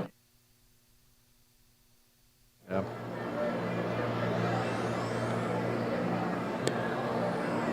We go to the bottom of the 5th inning. It is 6-1 in favor of Sioux Falls. He is Nathan Moore. I am Matt Folks, and we are glad you're with us tonight, whether you're listening through tbonesbaseball.com or whether you're up in Sioux Falls listening on the radio. I promise you, and we've tried our best to, we're not big homers down here anyway, but we have tried our best to be as neutral as possible over these last couple of days, knowing that you find folks in Sioux Falls are listening to this broadcast. And just to say we're sorry for you having to listen to this broadcast, we have tried to be neutral. But I do promise you that as far as I know, JJ is scheduled to be back with you tomorrow night, 7:05 here at Community America Ballpark, and then 1:05 as we wrap up the season on Monday as this pitch is upstairs to Frias, and it's 1-1. We are a little bit different than JJ. We're a little, you could have just stopped at we are a little different as Frias taps this one down the first base side, and Jake Taylor will pick this up. It hugged the chalk all the way down, and Taylor making the wise move of picking it up quickly and stepping on first, retiring Frias 3 unassisted, and that is the second consecutive 3 unassisted out as Taylor recorded the 3rd out of the 4th inning.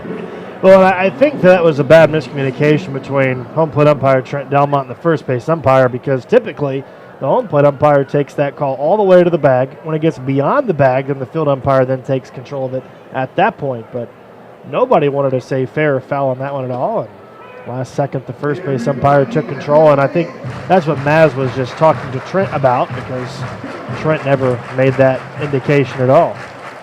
And it, as the 1-strike pitch to Rentz is fouled into the seats, but it was a fair ball, and the best we could tell, Jake Taylor picked it up in fair territory. But, you know, if you're relying on Troy Salsa, the first base umpire, to call it, when you have Jake Taylor coming up in front of the bag and basically blocking the view of Salsa, I think that's what part of what Maz was saying was, hey, Trent, you need to take that. But earlier tonight, and it was somewhat humorous only because we know Trent a little bit. We've seen him countless times in my case, over the last 5 years.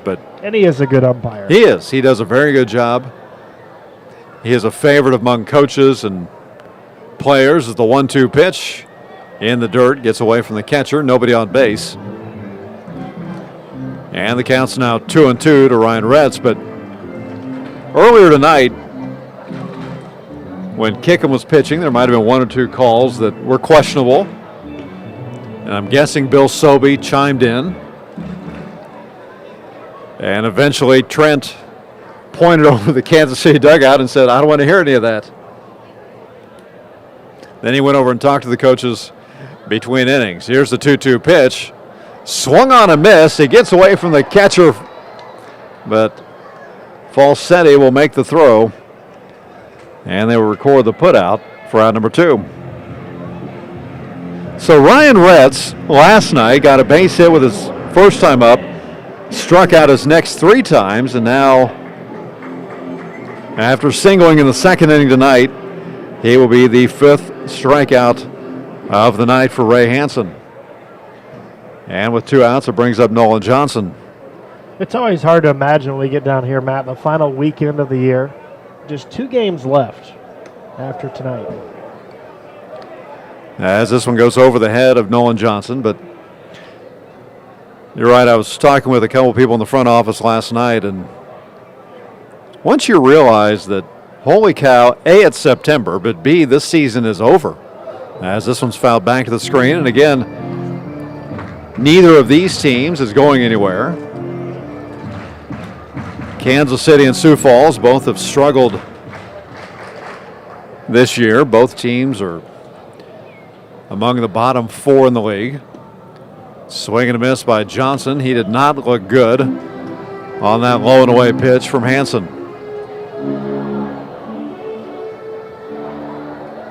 1 ball, 2 strikes, 2 outs. Hansen gets the one he wants from Falsetti. The windup in the 1-2 pitch. Check swing. They say he did not go around, and I would say that's a good thing for Sioux Falls since the ball bounced and went halfway up the backstop, but Nolan Johnson really had no intention of running to first base. No. So even if they say he did go around, Falsetti would have had no problem tagging or throwing out Johnson. Have you ever been to the Birdcage? Have you made I've a not. trip to Sioux Falls? No. 2-2 pitch, swung on a miss, had him fooled on a 70-mile-an-hour curveball. And Hansen, who is 0-7 on the season with a 7.68 ERA, has given up just 1 run through the first 5 innings. He has struck out 6. And for the 3rd consecutive inning, Kansas City is retired in order. 1-2-3. No runs, no hits, no errors. Nobody left on. 5 in the books. We head to the 6th. 6-1. Sioux Falls. We're back after this on the T-Bones Broadcast Network. It's always good to know that great doctors are close by. In fact, the great doctors of Providence Medical Center are right down the street from the ballpark at 89th and Parallel. Count on Providence when you need 24/7 emergency services, an accredited chest pain center, or specialized orthopedic and sports medicine services. Providence Medical Center is proud to be the official healthcare partner of the T-Bones. Learn more at providencekc.com. At Community America, we're redefining wealth. It's time to focus on what really fills our lives with meaning. The experiences and relationships that define who we are and what we value. At Community America, what matters to you matters to us. Because when you have financial peace of mind, you can live life to the fullest. Make today wealthy.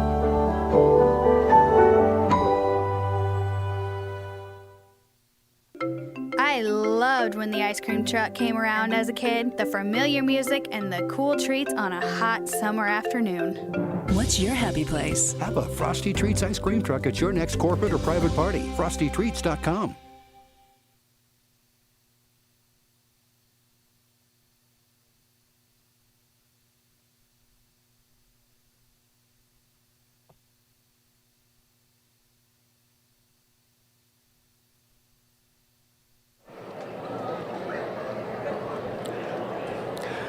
We go to the sixth. 6-1 in favor of the Canaries. And here to take you through, I don't know, 6, 7, 8, 9. We'll see. The voice of your T-Bones, Nathan Moore. Nate. Thanks, Matt. As you mentioned, Mike kicked them back out to work. I don't know if you've had the issues that I've had, but for some reason this year, it goes from 95 degrees to rain to 45 degrees to 95 and then rainy and then. Yeah. So my allergies this week have just absolutely killed me. Do you have that problem with allergies? No. No, actually I do. 2-1 pitch, big swing and a miss. That counts 2 balls, 2 strikes. I don't really chalk it up to the weather change, although that's probably a big part of it. Yeah, I don't usually have allergies, so for them to be that bad this year, it's going to have to be something way inside of the breaking ball. Full count, 3 balls, 2 strikes. I see there are a few new names for Sioux Falls the last time we went to South Dakota. And I can't remember, did you make that trip in July? 4th of July? Yep, I like Sioux Falls. They got a nice little ballpark. 3-2 pitch, a bit outside, so a leadoff walk to begin the 6th inning. And that'll bring up the catcher. Yeah, I like it. It's a kind of a smaller ballpark. It's unique. They really incorporate the fans quite well. The landscape's a little interesting being in a good way.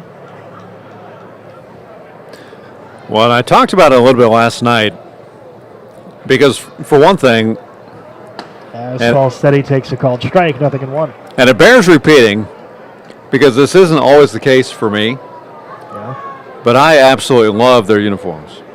Their road uniforms. I'm a huge fan of that blue and canary yellow. It kind of looks really good together. You wouldn't think it would. Fastball high, 1 ball, 1 strike. So here's what I said last night. For me personally, and I grew up here I grew up in the Kansas City area in the 70s and 80s. Huge Royals fan. I love the simplicity and the classic look of the Royals uniforms. But I have wished over the years, because they incorporate yellow every now and again. Now this year they've added the gold to one of their white jerseys, but I said last night I've wished over the years that they would go to a blue and yellow type jersey. 1-2 pitch pulled foul, and the count stays 1 ball, 2 strikes. I mean, frankly, I wish they'd go to the baby blue tops and bottoms like they had in the 70s. I don't think I've ever seen that. I mean, obviously going back and looking at some of the historical stuff, but I don't know if I've ever seen the powder blue pants in a long time. When was the last time they've done that? You know what? I think they had a throwback game maybe once last year or a couple of years ago, and they did it. Big swing and a miss. Kickham gets the first out of the 6th inning. But it's been a while.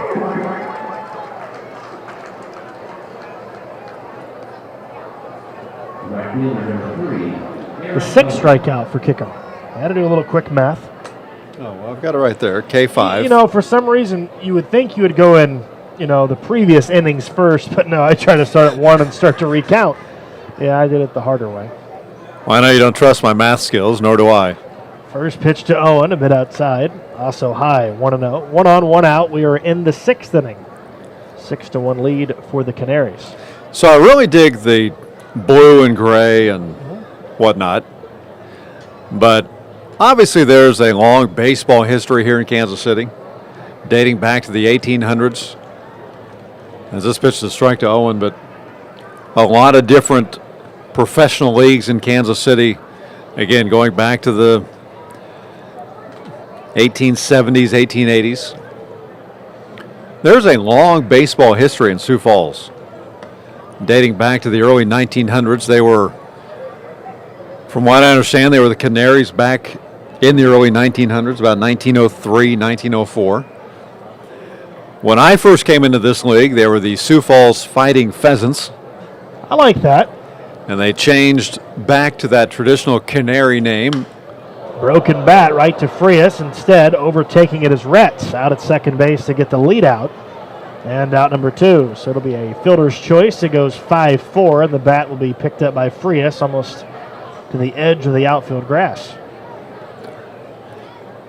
Yeah, and I think that kind of played into Frias not taking that ball, as he had to back off as the bat, most of the bat, with the exception of the handle, was headed toward his direction, and you don't really know what's going to happen. Ritz was coming across and was able to make the play.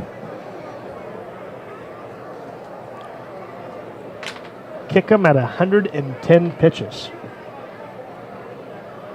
Trying to get the final out of the 6th. We saw Messer throw 109 last night. And the first pitch to Chapman is a called strike on the inside corner. Chapman 2 for 3, couple of singles. He's also scored a couple of times. Obviously, this is the time of the year when pitch counts pretty much go out the window. Most guys with a little bit of time off coming up as this pitch misses, but Messer last night, again, 109 pitches, ended up taking the loss, went 6 innings. He's going to take a couple months off and then head down to pitch in Australia. Kick him. I'll be honest, my fingers are crossed that he's back. No, you know what, Nate? My fingers are crossed that here in the next couple weeks, he is purchased by an affiliated team. Yeah, well, that'd be good for him. He's obviously been a big workhorse for us. He's definitely solidified the top part of the rotation for us. This ball is just barely fouled off the handle, and the count's 2 balls, 2 strikes. I'm with you. Selfishly, you'd like to see him back next year, but obviously for him, for his family, you'd like to see him move back up the chain a little bit. And I did mention at the outset tonight that when he pitches, especially here in Kansas City, you typically will see a few scouts, and there are a few here tonight here to watch him. 2-2 pitch and a high fly ball right field. Should be playable. Out goes Wiley, and he'll make the catch. So a leadoff walk doesn't hurt. Kick him in the 6th inning, and perhaps if that was the final pitch, Kickham throws in a T-Bones uniform, he ends his night after a rocky 3rd in pretty good fashion. We head to the bottom of the 6th. 6-1 lead for the Canaries. Back after this, the T-Bones Broadcasting Network. No matter how large or small your digging project may be, no matter how urban or rural, you must always call 811 before any digging project. 811 is our national one-call number, alerting your local utility companies to come out and mark any lines they have near your dig site. So before you do this or this, make sure you do this. For digging projects big or small, make the call to 811, brought to you by Common Ground Alliance. It's always good to know that great doctors are close by. In fact, the great doctors of Providence Medical Center are right down the street from the ballpark at 89th and Parallel. Count on Providence when you need 24/7 emergency services, an accredited chest pain center, or specialized orthopedic and sports medicine services. Providence Medical Center is proud to be the official healthcare partner of the T-Bones. Learn more at providencekc.com.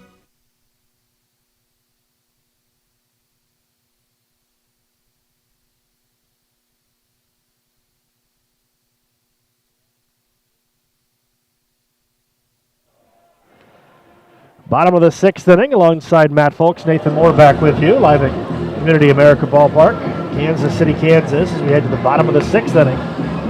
Kansas City down 6-1, as Marlins man is sporting the Marlins jersey now, just right outside of the edge of the T-Bones dugout. Now, if I remember right, Matt, and I'll ask you because I'm sure you can remember, you can kind of go back a little bit when they've always posted these stories, because like I mentioned a couple of innings ago, he's been really generous with his words toward Kansas City. He's been to probably every postseason game the last 2 years, at least like it looks like he has been. With that being said, he is a Marlins season ticket holder, and I just kind of would like to ask him how many Marlins games does he actually get to go to, because you can turn on an ESPN game, whether it be a Monday night or Wednesday night, and he's at the ballpark. Yeah. So despite being a season ticket holder for the Marlins, how many games is he actually there? As the first pitch to Dalton Weed a bit inside. You know, the cool thing is, and he's very generous with his time. He's very generous with his resources. A lot of times, if you read the stories about him, and I encourage you to do it, go back and read the stories that you can find about him, but he is an attorney by trade, or was. He has done very well, and now he really tries to give back quite a bit, but he will try to take underprivileged kids to, you mentioned some of these games that you see him on ESPN, and sometimes he will try to take underprivileged kids with him, and as Frank White will field this one, but now it's fun just watching. I mean, he's kind of a rock star now, and I remember seeing him at a postseason game maybe last year, one of the postseason games at Kauffman Stadium, seeing him outside the stadium, and people were coming up to him asking for his autograph and asking him for a photo and whatnot. Tonight he's doing the same thing, taking pictures and signing some autographs. He makes the phrase "pay it forward" takes it to a whole new level. And I think he just took out his phone and he's taking a selfie with some fans. Ground ball to second, and Perez will throw him out. So Dalton Wheat is the first out of the 6th inning. Wheat tonight is 1 for 3. That'll bring up the second baseman, Brett Wiley. And I'm assuming you have released the news on Brett Wiley. I hope so, because I don't know what you're talking about. Brett Wiley was a very good second baseman in the American Association. He was the best second baseman, at least from the managers and media members voting, yes.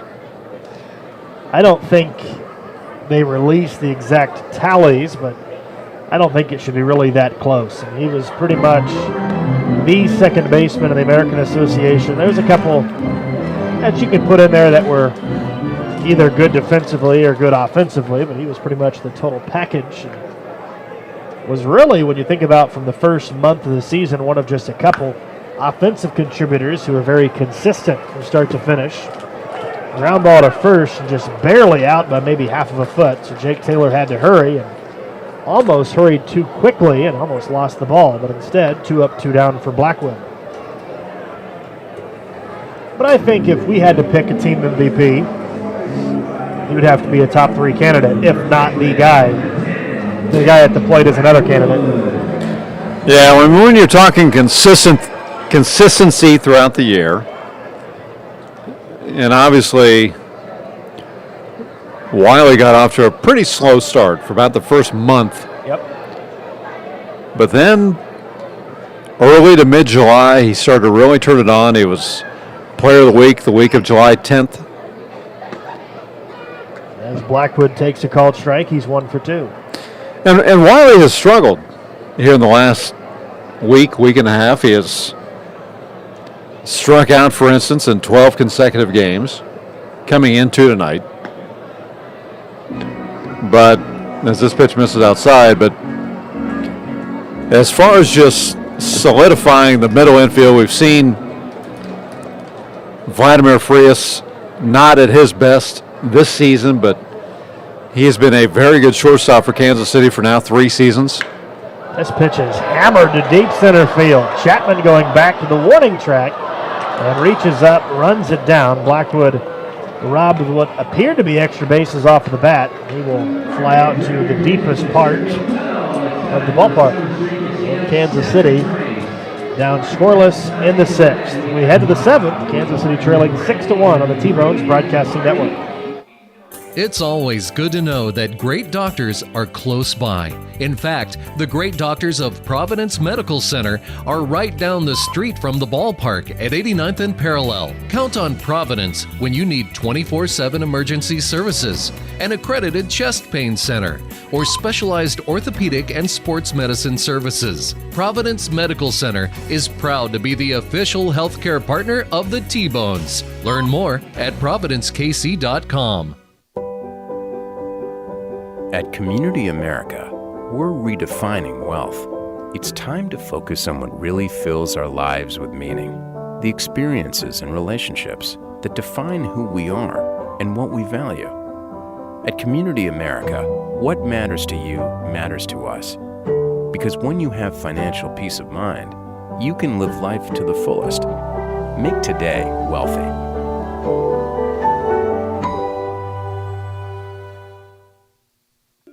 I loved when the ice cream truck came around as a kid, the familiar music and the cool treats on a hot summer afternoon. What's your happy place? Have a Frosty Treats ice cream truck at your next corporate or private party. FrostyTreats.com. Country Inn & Suites in Village West is the official hotel of the KC T-Bones. We conveniently share the parking lot with the stadium and offer access to the best shopping and entertainment. Enjoy a comfortable stay with top-notch services and amenities. Start your day off right with our Be Our Guest breakfast. Our exceptional service makes Country Inn & Suites the ideal hotel in KC for anyone traveling for business or pleasure. Stay with us on your next trip and we'll have you saying, I love this country. Book today at countryinns.com/Kansas City KS. I loved when the ice cream truck came around as a kid, the familiar music and the cool treats on a hot summer afternoon. What's your happy place? Have a Frosty Treats ice cream truck at your next corporate or private party. FrostyTreats.com.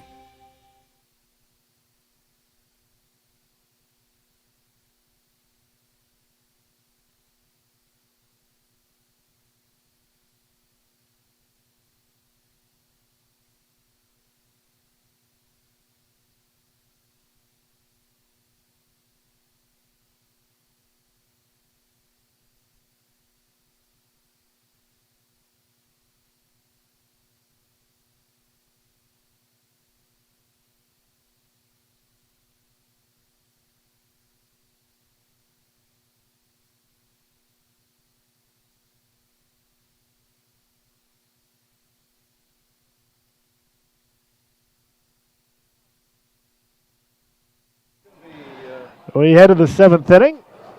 Kansas City trailing 6-1. Nathan Moore back with you, and we have a special guest that is returning with us into the booth. Now, Jake, you're going to have to get up to this now because you're going to have to get excited.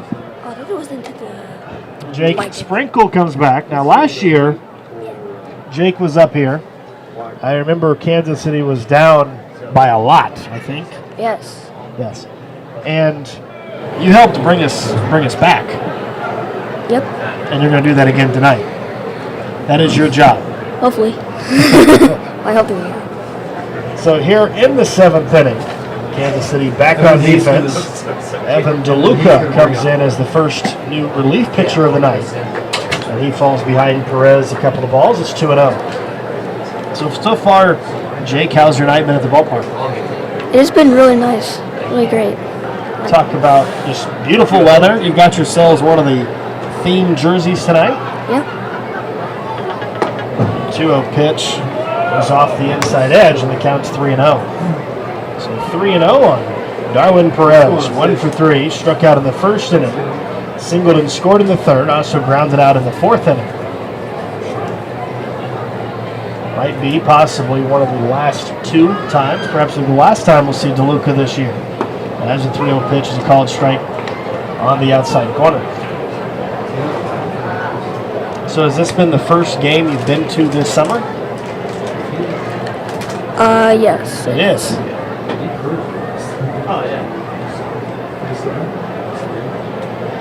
See if DeLuca can throw another strike. 3-1 pitch and a big swing and a foul tip. And the count's full, 3 balls, 2 strikes. So what'd you do all summer? Anything fun? Yes, we went down to our lake house. Down to your lake house? Is that in Missouri or is it Kansas? Missouri. Missouri. 3 balls, 2 strikes. The pitch to Perez is on the way. Fastball just barely missed outside. It's a leadoff walk on Perez. So Perez is on for the second time tonight. And that'll bring up Jake Taylor. Taylor is 1 for 3. Taylor singled in the first inning. And then a couple of strikeouts by Kickham in innings 3 and innings 4.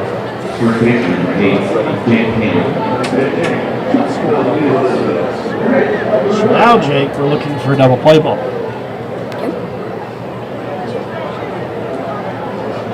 DeLuca's first pitch on the way, and Taylor smashes it foul on a play to the left side.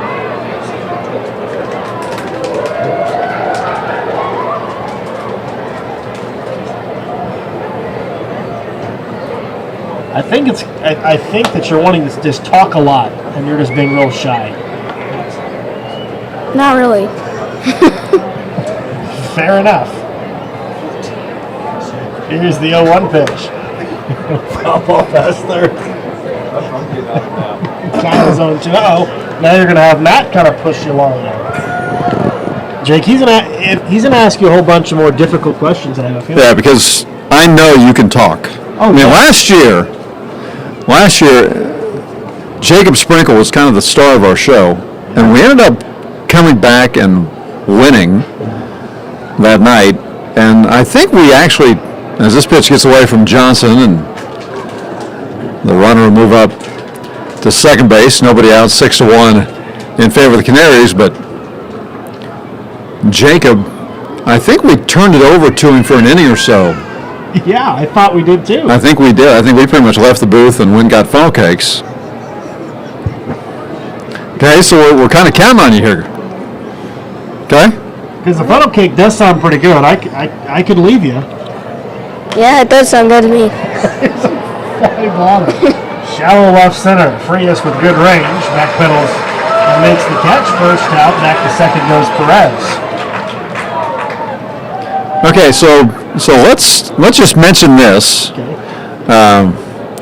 Jacob is kind of the guest of honor tonight for, I've mentioned earlier in the game that it's Gold Gloves Charities Night, and Jacob is the kind of the MVP of the night, kind of the recipient of the night, and you got some kind of cool stuff. You got to throw out a first pitch tonight, and then you got some cool stuff, didn't you?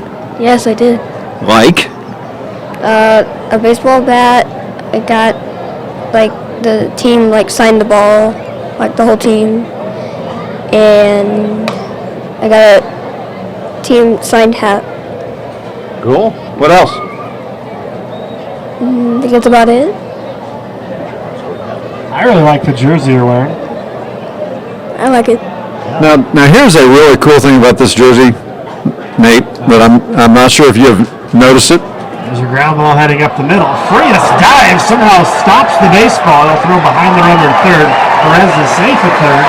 It's an infield single, but just the ability of Vladimir Frias to get to the baseball is just another reason why he's regarded as the best, if not one of the best defensive shortstops in the game. But as you were saying, Matt. So on the sleeve, and I have not mentioned this, we talked earlier that the special jerseys, and you guys, if you're watching it on TV, you can see it there, but it's gold in the front, red in the back, but then the sleeve is white, but the sleeve has something kind of cool on it. What does it have, Jacob? What's on the sleeve? It has my handprint on it.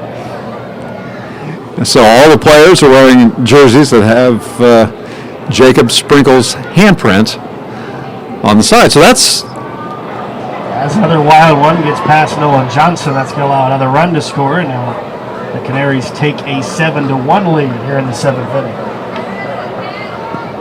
So that's pretty cool. Not many people, let alone kids, can say they have a handprint on jerseys. Is that your actual handprint? Yes, it is. How'd they do that?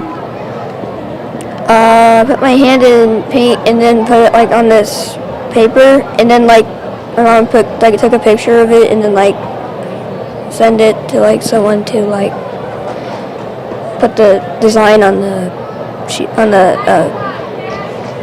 shirt. That was very cool. A couple of years ago, the Royals had a special giveaway of a George Brett T-shirt Tuesday, and it had it looked like pine tar on the back. So they have special signatures like that, but you have an actual handprint on the side of all of these jerseys out here. That's pretty darn cool. 2-0 pitch, broken bat, foul ball to the left side. 2 balls and a strike. I have not had that honor yet. You won't, nor will I. No, we're not. I don't even think, my hand's too big and fat anyway. They just look ugly. Yeah, it wouldn't, that would just be one color of the sleeve. I do remember the George Brett jersey you're talking about, though, a couple of years ago. And another person that I see with pine tar all over him, his jersey, I noticed this the other night, his jersey, it's all over his helmet. is number 4, the left fielder for the Royals. And who's that, Jacob? Alex Gordon. Alex Gordon. You like Alex Gordon? Yes. Ground ball to Frias. And a strong throw to first is in time. So Schmidt is the second out of the 7th inning. Staying at second base is Linares. He said that very quickly, like Alex is his favorite player or something. Yes. Yes. Yes, he is. He got kind of defensive with me there. So earlier tonight, now I had to come up here and do radio, but if I'm not mistaken, didn't you get some Alex Gordon type thing? We mentioned the stuff you got, but wasn't an Alex Gordon type thing among what you got tonight? Yes, so you got the Alex Gordon hat. Oh, very cool. Does it have pine tar on it? No. Does it have his handprint on it? No. See, there you go. Well, that is very cool.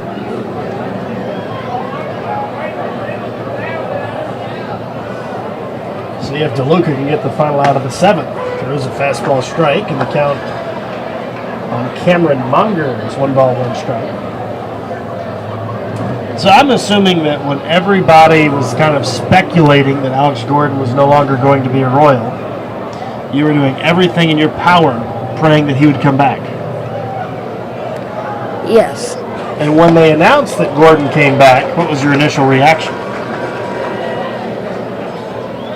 Was you just so overjoyed he was running around the house, or?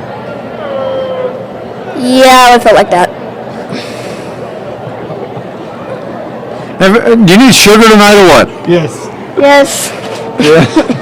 We got M&Ms up here. We got all sorts of M&Ms. Well, he already said he wants a funnel cake. Oh, that's right. 1-2 pitch, fastball stays high. 2 balls, 2 strikes.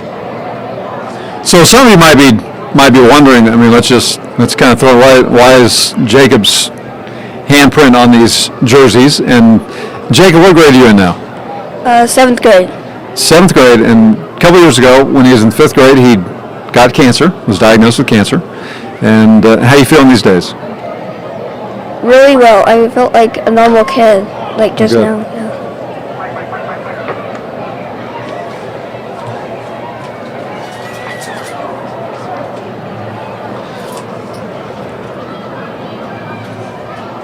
Cameron Munger tonight has scored a run. He's also struck out. He is 1 for 3.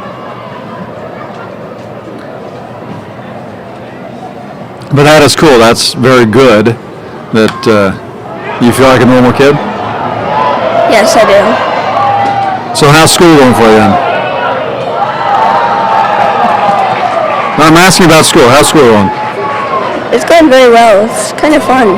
Like, we do different activities there. Like, science is my favorite. We get to look under microscopes and look at, like, other things under it. Like we look at onion under it. At what? Onion. Looks pretty, not as I expected. 2-2 pitch, ripped into right field, but right at Tyler Massey makes the catch. And the 7th inning comes to a conclusion, but a leadoff walk in the 7th leads to a run. We head to the bottom of the 7th. 7-1 lead, Canaries, on the T-Bones Broadcasting Network. No matter how large or small your digging project may be, no matter how urban or rural, you must always call 811 before any digging project. 811 is our national one-call number, alerting your local utility companies to come out and mark any lines they have near your dig site. So before you do this or this, make sure you do this. For digging projects big or small, make the call to 811, brought to you by Common Ground Alliance. It's always good to know that great doctors are close by. In fact, the great doctors of Providence Medical Center are right down the street from the ballpark at 89th and Parallel. Count on Providence when you need 24/7 emergency services, an accredited chest pain center, or specialized orthopedic and sports medicine services. Providence Medical Center is proud to be the official healthcare partner of the T-Bones. Learn more at providencekc.com.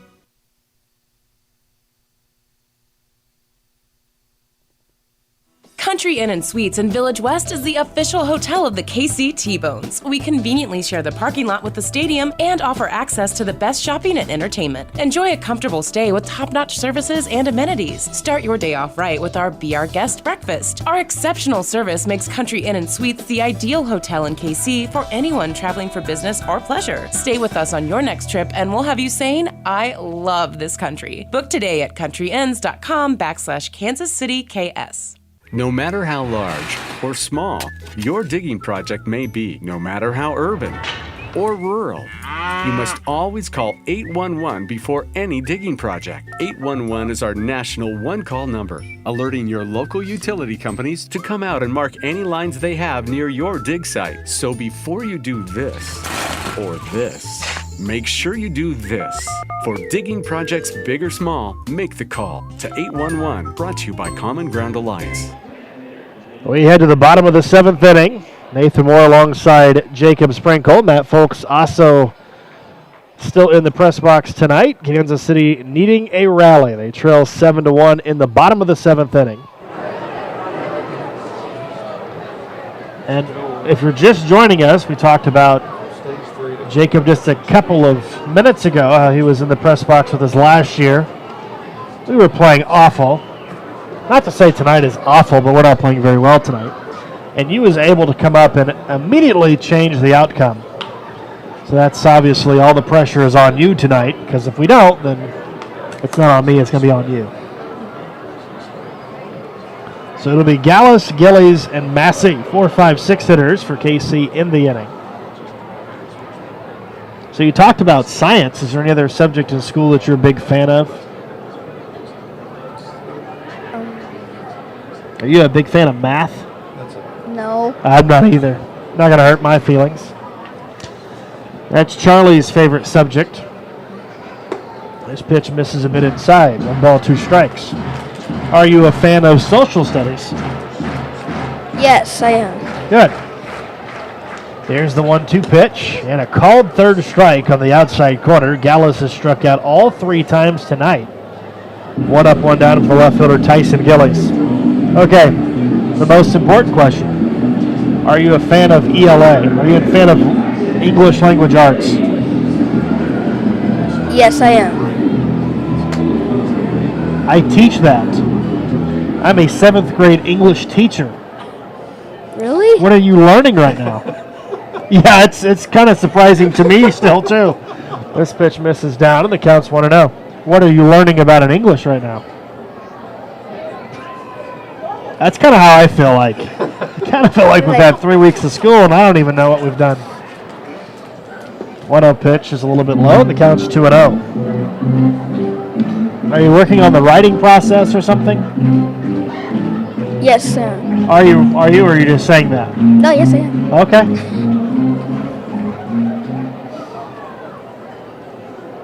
Tyson Gillies, a couple of strikeouts tonight. He is 0 for 2. And there's a shot to deep right, but it was hooking foul. On the run is Owen in foul territory, runs out of room. And the count is now 2 balls and a strike. I think they're kind of laughing about you back there. I don't know. Matt's back there jumping up and down. I've not seen him this excited, I don't know, for a long time. Maybe when Amos Otis was up here. It's probably the last time he got that excited. Do you even know who that is? No. Here's a ground ball back up the middle. Perez on the run, kind of tries to flip it for Schmidt, but it'll be an infield hit. So Kansas City with their first hit since the 2nd inning as a base runner on in the 7th. Well, Amos Otis in the eyes of Matt was like Alex Gordon. To you. Yeah, he thought Amos Otis was like the best of the best. He was. He should be in the Hall of Fame. Oh. Hey, by the way, Jacob, I don't know if you know this, but if I'm not mistaken, I mean, your favorite number is 4, which I'm sure could make your dad feel kind of proud, because if I'm not mistaken, he was number 4, but it's not because your dad isn't. No. It's because of Alex Gordon. Yes.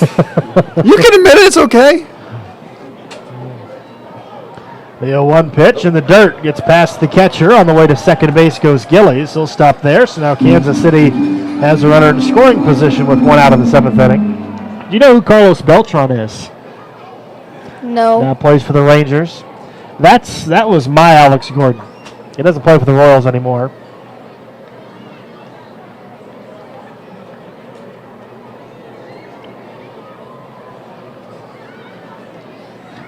You got to come out of your shell, Jacob. Here, call this next pitch for us. Uh-oh. It's 1-1.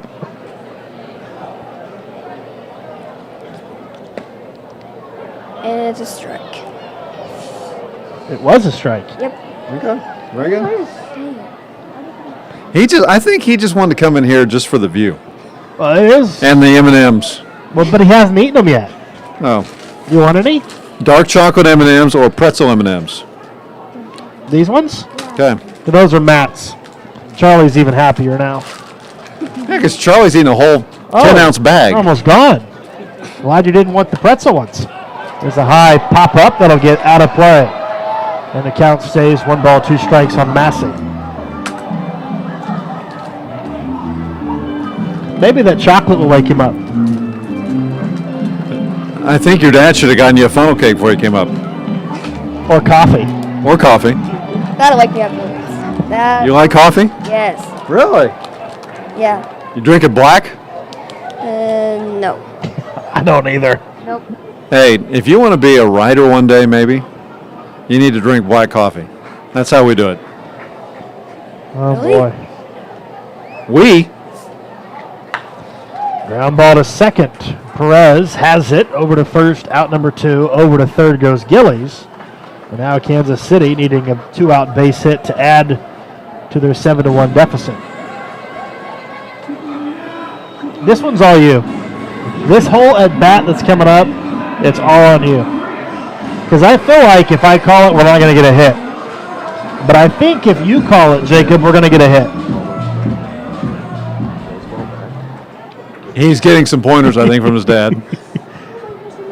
You know what? I think he's getting bribed with a funnel cake. That's what I was about to say. I was going to say maybe Jacob should say, you know what, I'll do it if we can get a funnel cake. That's how Charlie Boy ends up as our producer engineer. Yeah. Okay, this is all on you. Here comes a pitch and fouls it off. There you go. Very good.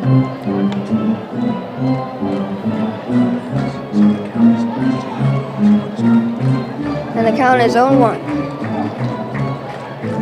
How many outs? There's 2 outs.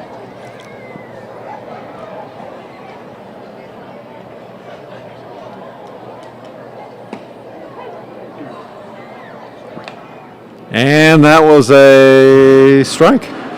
Mm-hmm. Okay. So it's on 2. Is there anybody on base?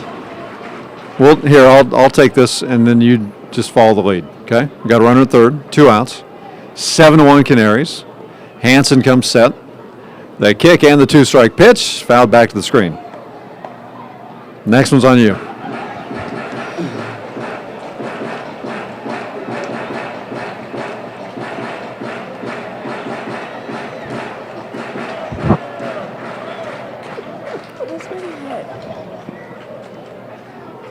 Speak with our mouths, not with our eyes. He's laughing, by the way. You just can't hear him. Goes to second. Good. He's out. That took a good defensive play, but Schmidt just barely getting Frias out by half a foot over first base. Very close. It was very close. Well, you've got about how many more? About 15, 20 more seconds of fame up here before you can go eat a funnel cake. Is there anything that we need to know? Any lasting words for us tonight? This was amazing. It's probably the best view of the place, isn't it? Yes. Yes. I think Matt has told you you're welcome anytime. If he hasn't, I'll say you're welcome anytime. Thank you. And he smiled, thank you. You're welcome. We will head to the 8th. Kansas City trailing 7-1 on the T-Bones Broadcasting Network. No matter how large or small your digging project may be, no matter how urban or rural, you must always call 811 before any digging project. 811 is our national one-call number, alerting your local utility companies to come out and mark any lines they have near your dig site. So before you do this or this, make sure you do this. For digging projects big or small, make the call to 811, brought to you by Common Ground Alliance. It's always good to know that great doctors are close by. In fact, the great doctors of Providence Medical Center are right down the street from the ballpark at 89th and Parallel. Count on Providence when you need 24/7 emergency services, an accredited chest pain center, or specialized orthopedic and sports medicine services. Providence Medical Center is proud to be the official healthcare partner of the T-Bones. Learn more at providencekc.com.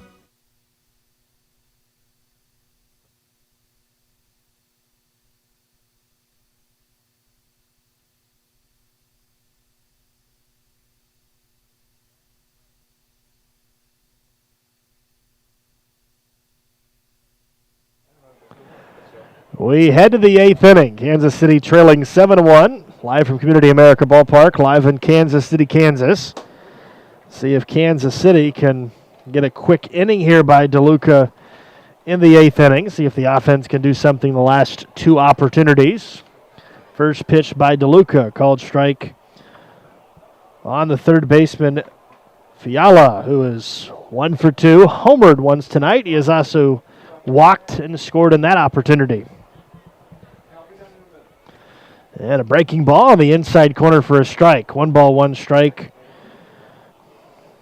as DeLuca facing the 7, 8, 9 batters here in the 8th inning. The big inning, 5 runs in the third for the Canaries. That obviously is the main difference of the game. 1-1 pitch right to the second baseman, Wiley. Fields it on a couple of hops, throws to first, and the first out made in the 8th inning. So 1 up, 1 down for the catcher, Mike Falsetti, who is 1 for 3. Falsetti, a couple of strikeouts. He has also singled once tonight.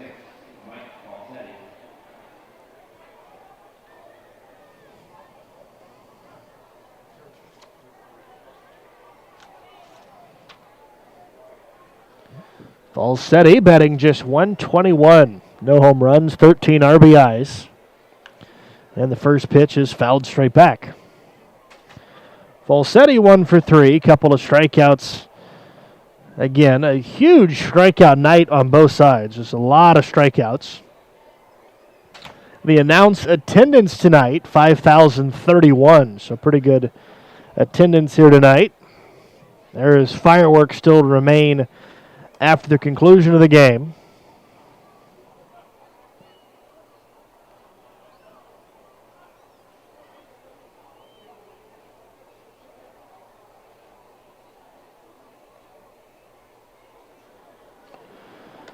And a fastball way outside. 1-1 strike.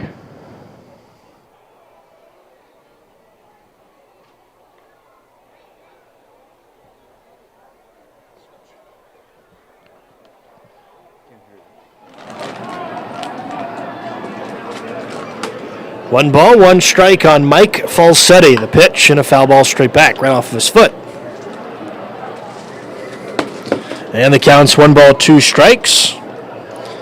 DeLuca pitched a 1-run inning in the 7th, gave up a leadoff walk to Perez before allowing an RBI hit by Linares. Actually, no RBI. It was a wild pitch that allowed the 7th run to score for Sioux Falls.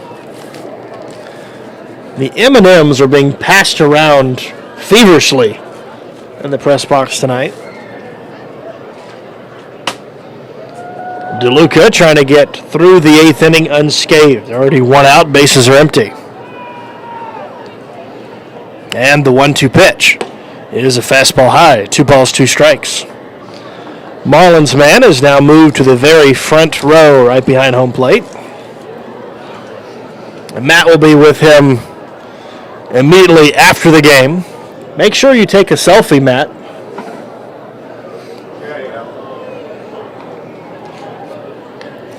And the 2-2 pitch. Way inside, almost hit him. The count's gone the distance, 3-2. The Canaries, 1 in the first, 5 in the third, 1 in the seventh. Kansas City's one and only run came back in the first inning. Dalton Wheat scored on an RBI hit by Jake Blackwood. That is it. 1 run on 4 hits. DeLuca's 3-2 pitch and a pop foul straight back. 7 runs on 8 hits for the Canaries. No team has committed an error tonight. But for the most part, it has been one-sided from the very beginning. Just 2 home games and just 2 games total left for Kansas City this year. 3-2 pitch again. And a shot high into the air, left side. Foul territory, and it will go into the seats. And the count stays full, 3 balls, 2 strikes.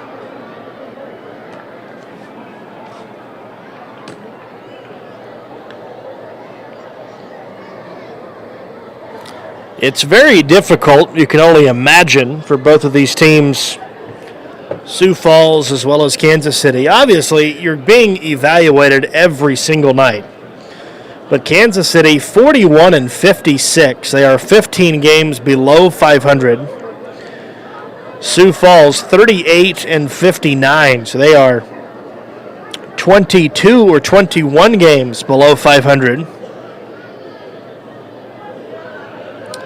It has been a very rocky season for the Canaries. Kansas City was in the postseason race until about a week and a half ago. That's when things really started to somewhat spiral out of control for KC. 3-2 pitch, and DeLuca walks Falsetti. So a 1-out walk here in the 8th inning. DeLuca's second walk of the night.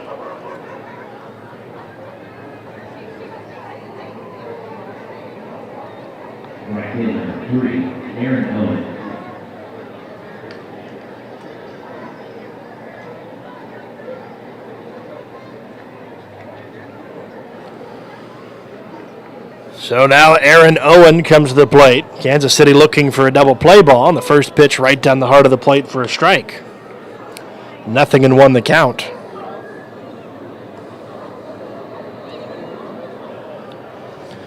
Seven-1 lead. We are in the top of the 8th inning. Just right at 9:30 at night. The 0-1 pitch. Shot into center field. That's going to drop for a hit. The 9th hit of the night for the Canaries. And just like that, Sioux Falls is right back in business. They're 8 and 9 hitters, both getting on base with the bases empty and 1 out. And now back to the top of the order, Ethan Chapman, who is 2 for 4, and he has played a very good defensive outfield. Get you a score update in just a minute from Kauffman Stadium, if that game is even still going. They started an hour before us tonight, so there's a possibility that that game is already concluded tonight.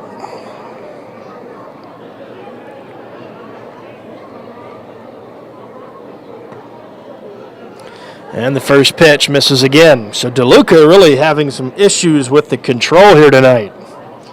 Out of the bullpen. One good pitch could possibly get him out of the inning. Double play ball. Double play depth for KC as they stand.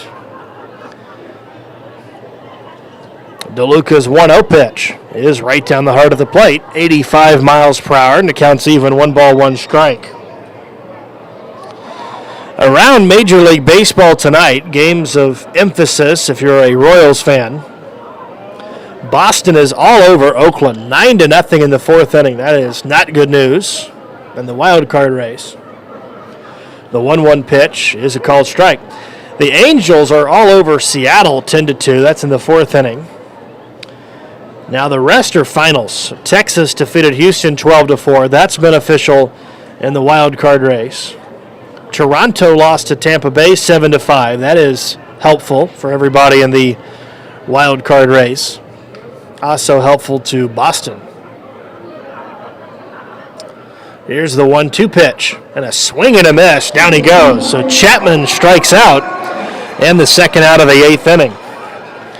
And now the runners are all caught up. They thought it was a walk, and now they're going to have a runner caught off third. Boy, you talk about horrible base running for the Canaries in the eighth. Just absolutely falling asleep. The catcher, Falsetti, at second base was walking to third base. And immediately after the strikeout, DeLuca threw back to second, and they had Falsetti walking to third, and they tagged him out right in front of the bag to get out of the inning.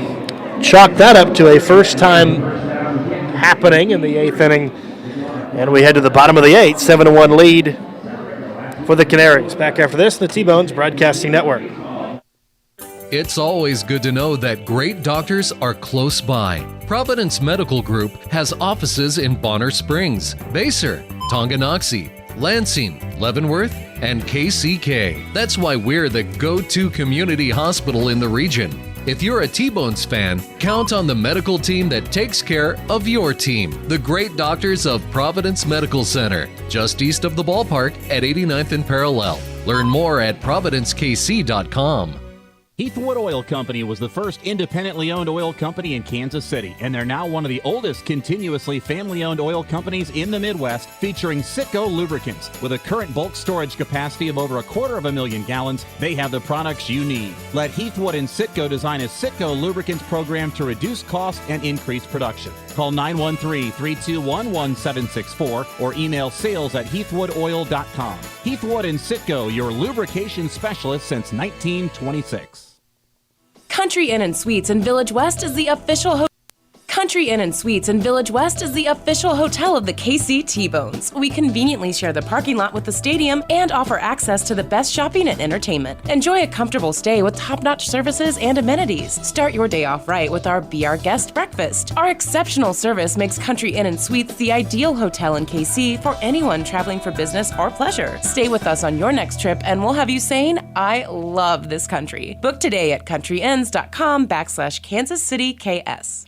It's always good to know that great doctors are close by. In fact, the great doctors of Providence Medical Center are right down the street from the ballpark at 89th and Parallel. Count on Providence when you need 24/7 emergency services, an accredited chest pain center, or specialized orthopedic and sports medicine services. Providence Medical Center is proud to be the official healthcare partner of the T-Bones. Learn more at providencekc.com.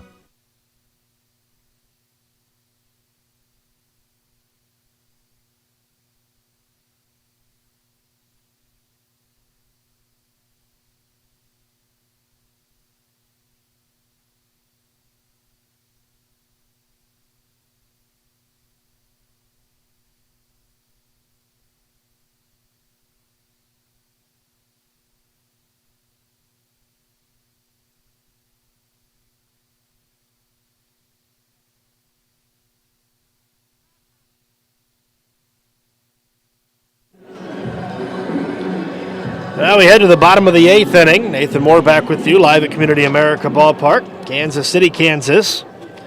In the eighth inning, Kansas City will have 8, 9 one-hitters, Retz, Johnson, and Wheat, scheduled to hit in the eighth inning. They will be going against a new relief pitcher. It is Billy Waltrip. So Waltrip will come in as the new pitcher. And the lefty throws one very high, 2-0. Ryan Retz tonight, he is 1 for 2. Singled in the second, struck out in the fifth inning.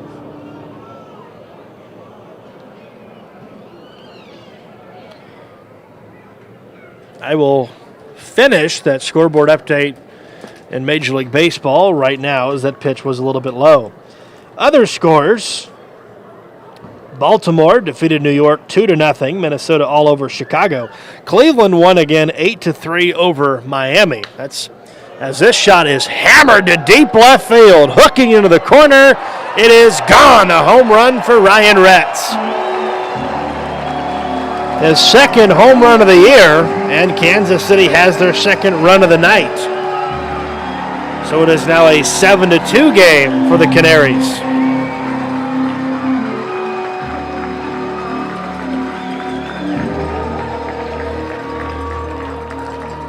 Now, none of those scores in baseball means anything unless the Royals were of one tonight, and they did. The Royals defeated Detroit 5-2 earlier tonight at Kauffman Stadium. Here's a foul ball to the right side out of play, and the count's 0-1 on Nolan Johnson. So the wild card standings will not really change all that much, as this one's also fouled away, 0-2. As it stands, Kansas City is 4 games back of the wild card, 1 game back of Houston, 3 games back of Detroit, but 4 games behind Baltimore. This pitch is high for a ball. 1 ball, 2 strikes. So that is a look around Major League Baseball. And a big swing and a miss. Down goes Nolan Johnson. That's the second time tonight he has struck out. He is 0 for 3. Into the top of the order we go, and Dalton Wheat, who is 1 for 3.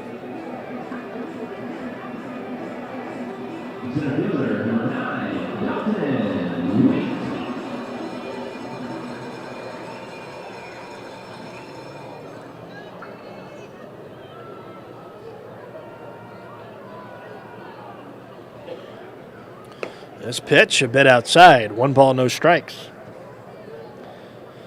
Dalton Wheats came in the first inning. He is one of the 2 runs that have crossed home plate. Retz's home run just a bit ago was obviously the second. There's a pitch for a strike. 1 ball, 1 strike.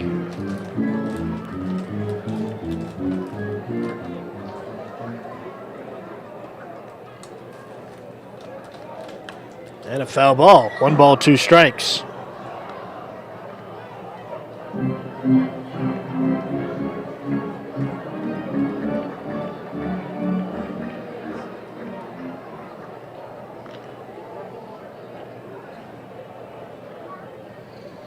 And a big swing and a miss, back-to-back strikeouts. So after the home run by Retz, Waltrip has settled down to back-to-back strikeouts. That'll bring up the second baseman, Brett Wiley.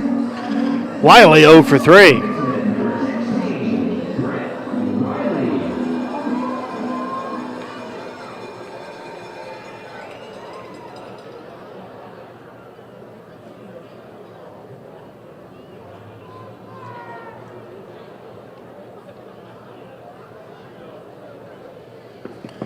And a pitch a bit low, 1-0. Wiley tonight has grounded out twice. He has also flied out.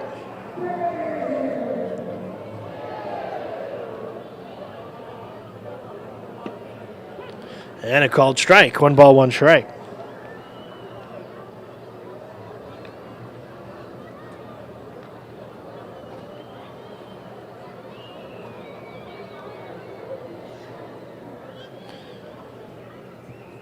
And a big swing and a miss. So Waltrip once again getting way ahead of a batter. 1 ball, 2 strikes.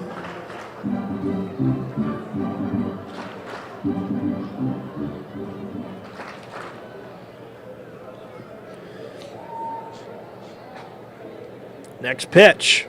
Called third strike, outside corner. So right after Retz homered, Waltrip strikes out the side. The next 3 consecutive batters in a row. We head to the 9th inning. Kansas City trails 7-2 on the T-Bones Broadcasting Network.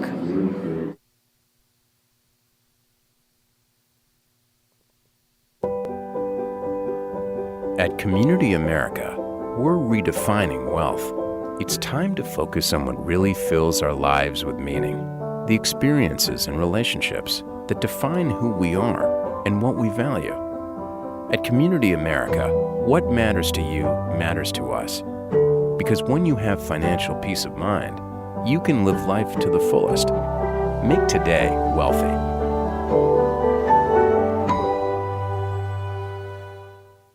No matter how large or small your digging project may be, no matter how urban or rural, you must always call 811 before any digging project. 811 is our national one-call number, alerting your local utility companies to come out and mark any lines they have near your dig site. So before you do this or this, Make sure you do this. For digging projects big or small, make the call to 811, brought to you by Common Ground Alliance. At Community America, we're redefining wealth. It's time to focus on what really fills our lives with meaning. The experiences and relationships that define who we are and what we value.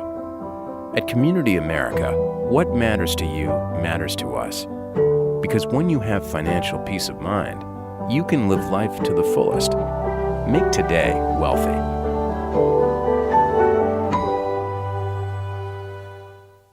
Heathwood Oil Company was the first independently owned oil company in Kansas City, and they're now one of the oldest continuously family-owned oil companies in the Midwest, featuring Citgo lubricants. With a current bulk storage capacity of over 250,000 gallons, they have the products you need. Let Heathwood and Citgo design a Citgo lubricants program to reduce cost and increase production. Call 913-321-1764 or email sales@heathwoodoil.com. Heathwood and Citgo, your lubrication specialist since 1926. We head to the ninth inning. Nathan Moore back with you live at Community America Ballpark, Kansas City, Kansas. Johnny Shuttlesworth will enter to pitch the ninth inning for Kansas City. He will face the 2-3-4 hitters of the Canaries, Perez, Taylor, and Linares. Darwin Perez has scored a couple of times tonight. He has just one hit. And the first pitch by Shuttlesworth is a 90-mile-per-hour fastball outside for a ball.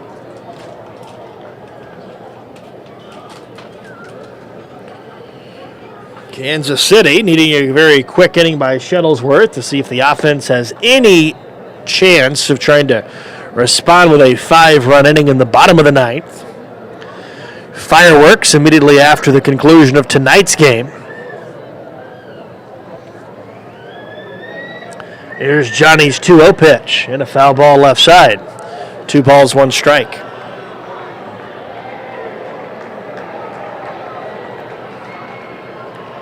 The wind picking up a little bit more toward left field, so it is more of a factor at this particular point. Here's the 2-1 pitch and a high pop-up on the infield. Now drifting toward foul territory. Frias in foul territory makes the catch. And the first out of the ninth inning. Frias had a long way to travel on that play. So 1 up, 1 down for the first baseman, Jake Taylor.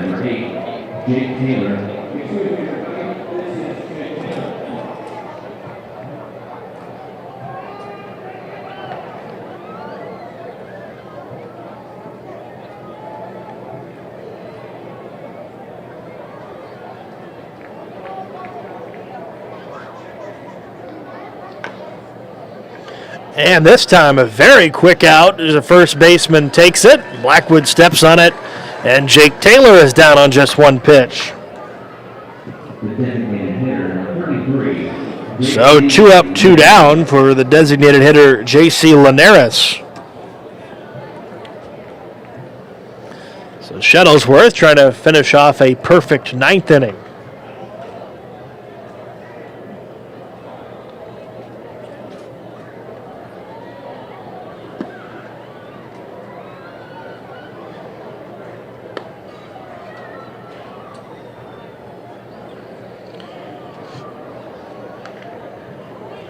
And this pitch a little bit low.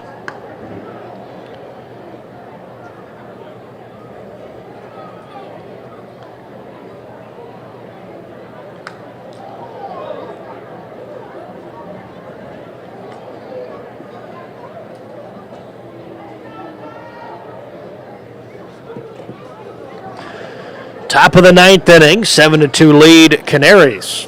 And the 2-1 pitch. Big swing and a miss. Linares way behind it. And the count's even. 2 balls, 2 strikes. Shuttlesworth in relief for the first time tonight, of course. First inning of work. Here's the 2-2 pitch. Got him swinging, and the inning is over. So Shuttlesworth faces just 3 in the ninth and looked pretty electric here tonight. We head to the bottom of the ninth inning. 7-2 lead for the Canaries on the T-Bones Broadcasting Network.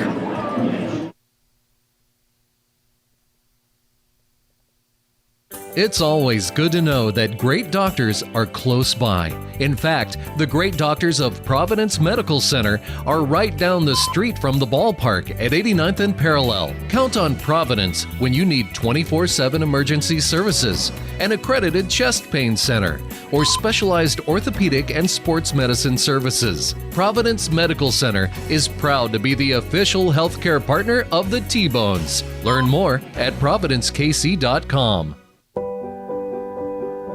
At Community America, we're redefining wealth. It's time to focus on what really fills our lives with meaning. The experiences and relationships that define who we are and what we value. At Community America, what matters to you matters to us. Because when you have financial peace of mind, you can live life to the fullest. Make today wealthy.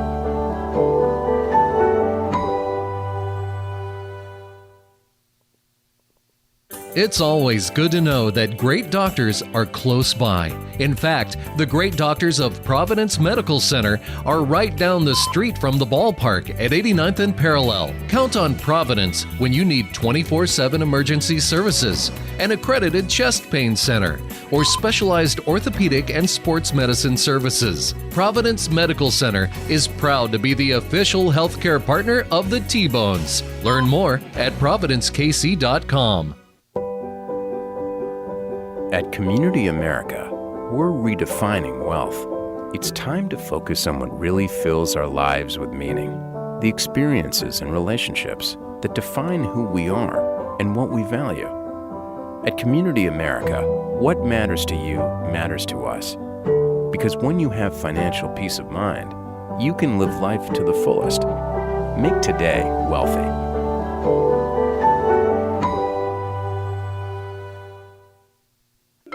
I loved when the ice cream truck came around as a kid, the familiar music and the cool treats on a hot summer afternoon.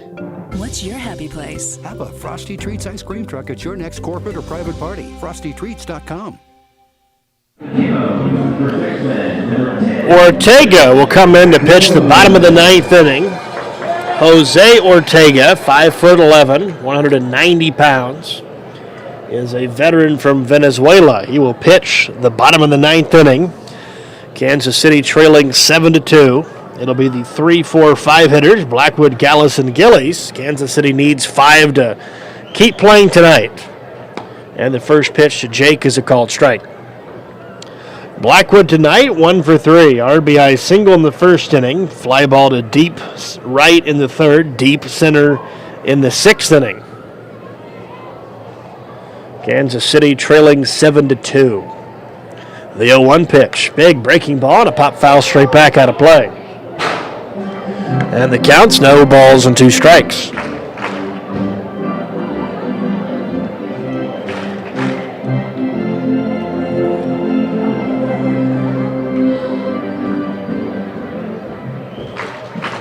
Kansas City came into tonight averaging just a bit over 4,200 fans per evening. They will bump that up even more tonight. Big swing and a miss, and Blackwood strikes out to lead off the ninth. That is 4 consecutive strikeouts. 4 consecutive strikeouts for the T-Bones offense so far out of against the bullpen arms of Canaries. So now, bottom of the ninth, 1 out, bases are empty. Kansas City trailing 7-2.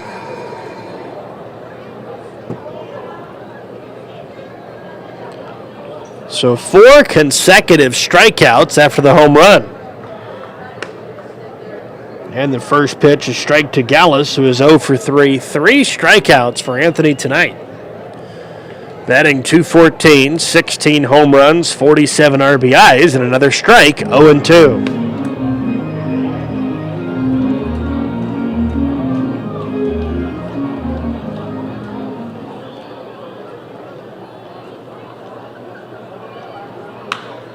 And a shot to deep center field. Chapman going back to the warning track. It's over his head. Up against the wall. Gallus on his way to third. The relay throw not in time, and Gallus has a 1-out triple.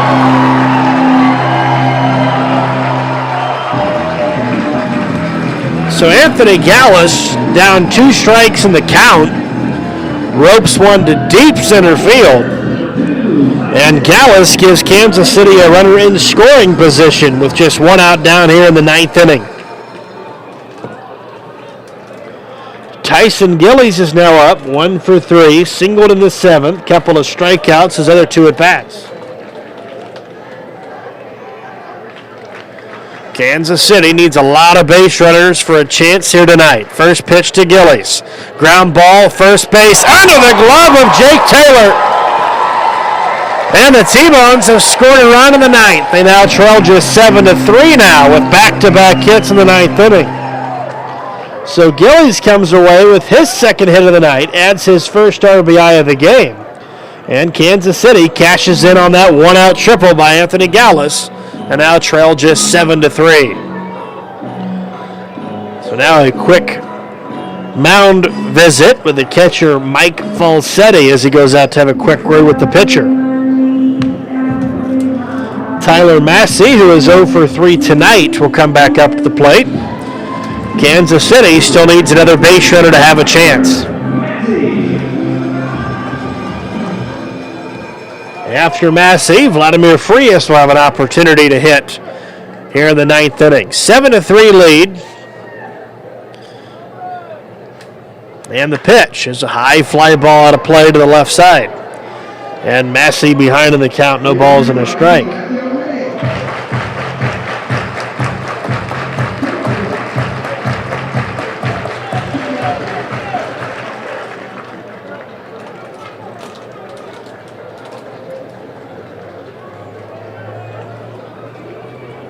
Here's the 0-1 pitch. And a called strike right at the knees. 0-2. Pretty good velocity by Ortega. Fastball at 92.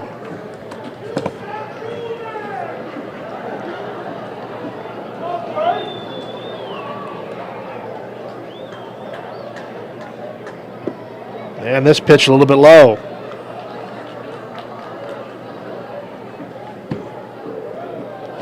Tonight is game number 98 for Kansas City.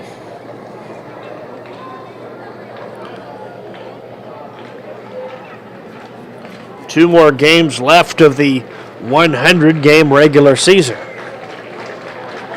Here's the 1-2 pitch. And a pitch just barely missed outside. Fastball at 92.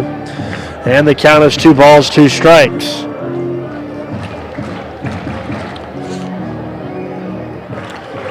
Runner at first, Gillies. RBI hit this inning. Kansas City after the strikeout to Blackwood has back-to-back hits. And a called third strike on Massey on an inside fastball. Another strikeout. Boy, Kansas City's offense tonight might be getting close to a team record in regards to strikeouts in a game.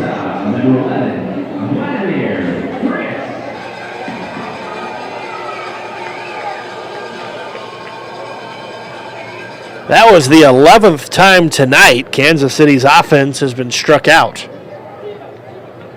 And that'll bring up the shortstop, Vladimir Frias, who has grounded out 3 times tonight. He is 0 for 3. And this pitch is fouled straight back. 0-1.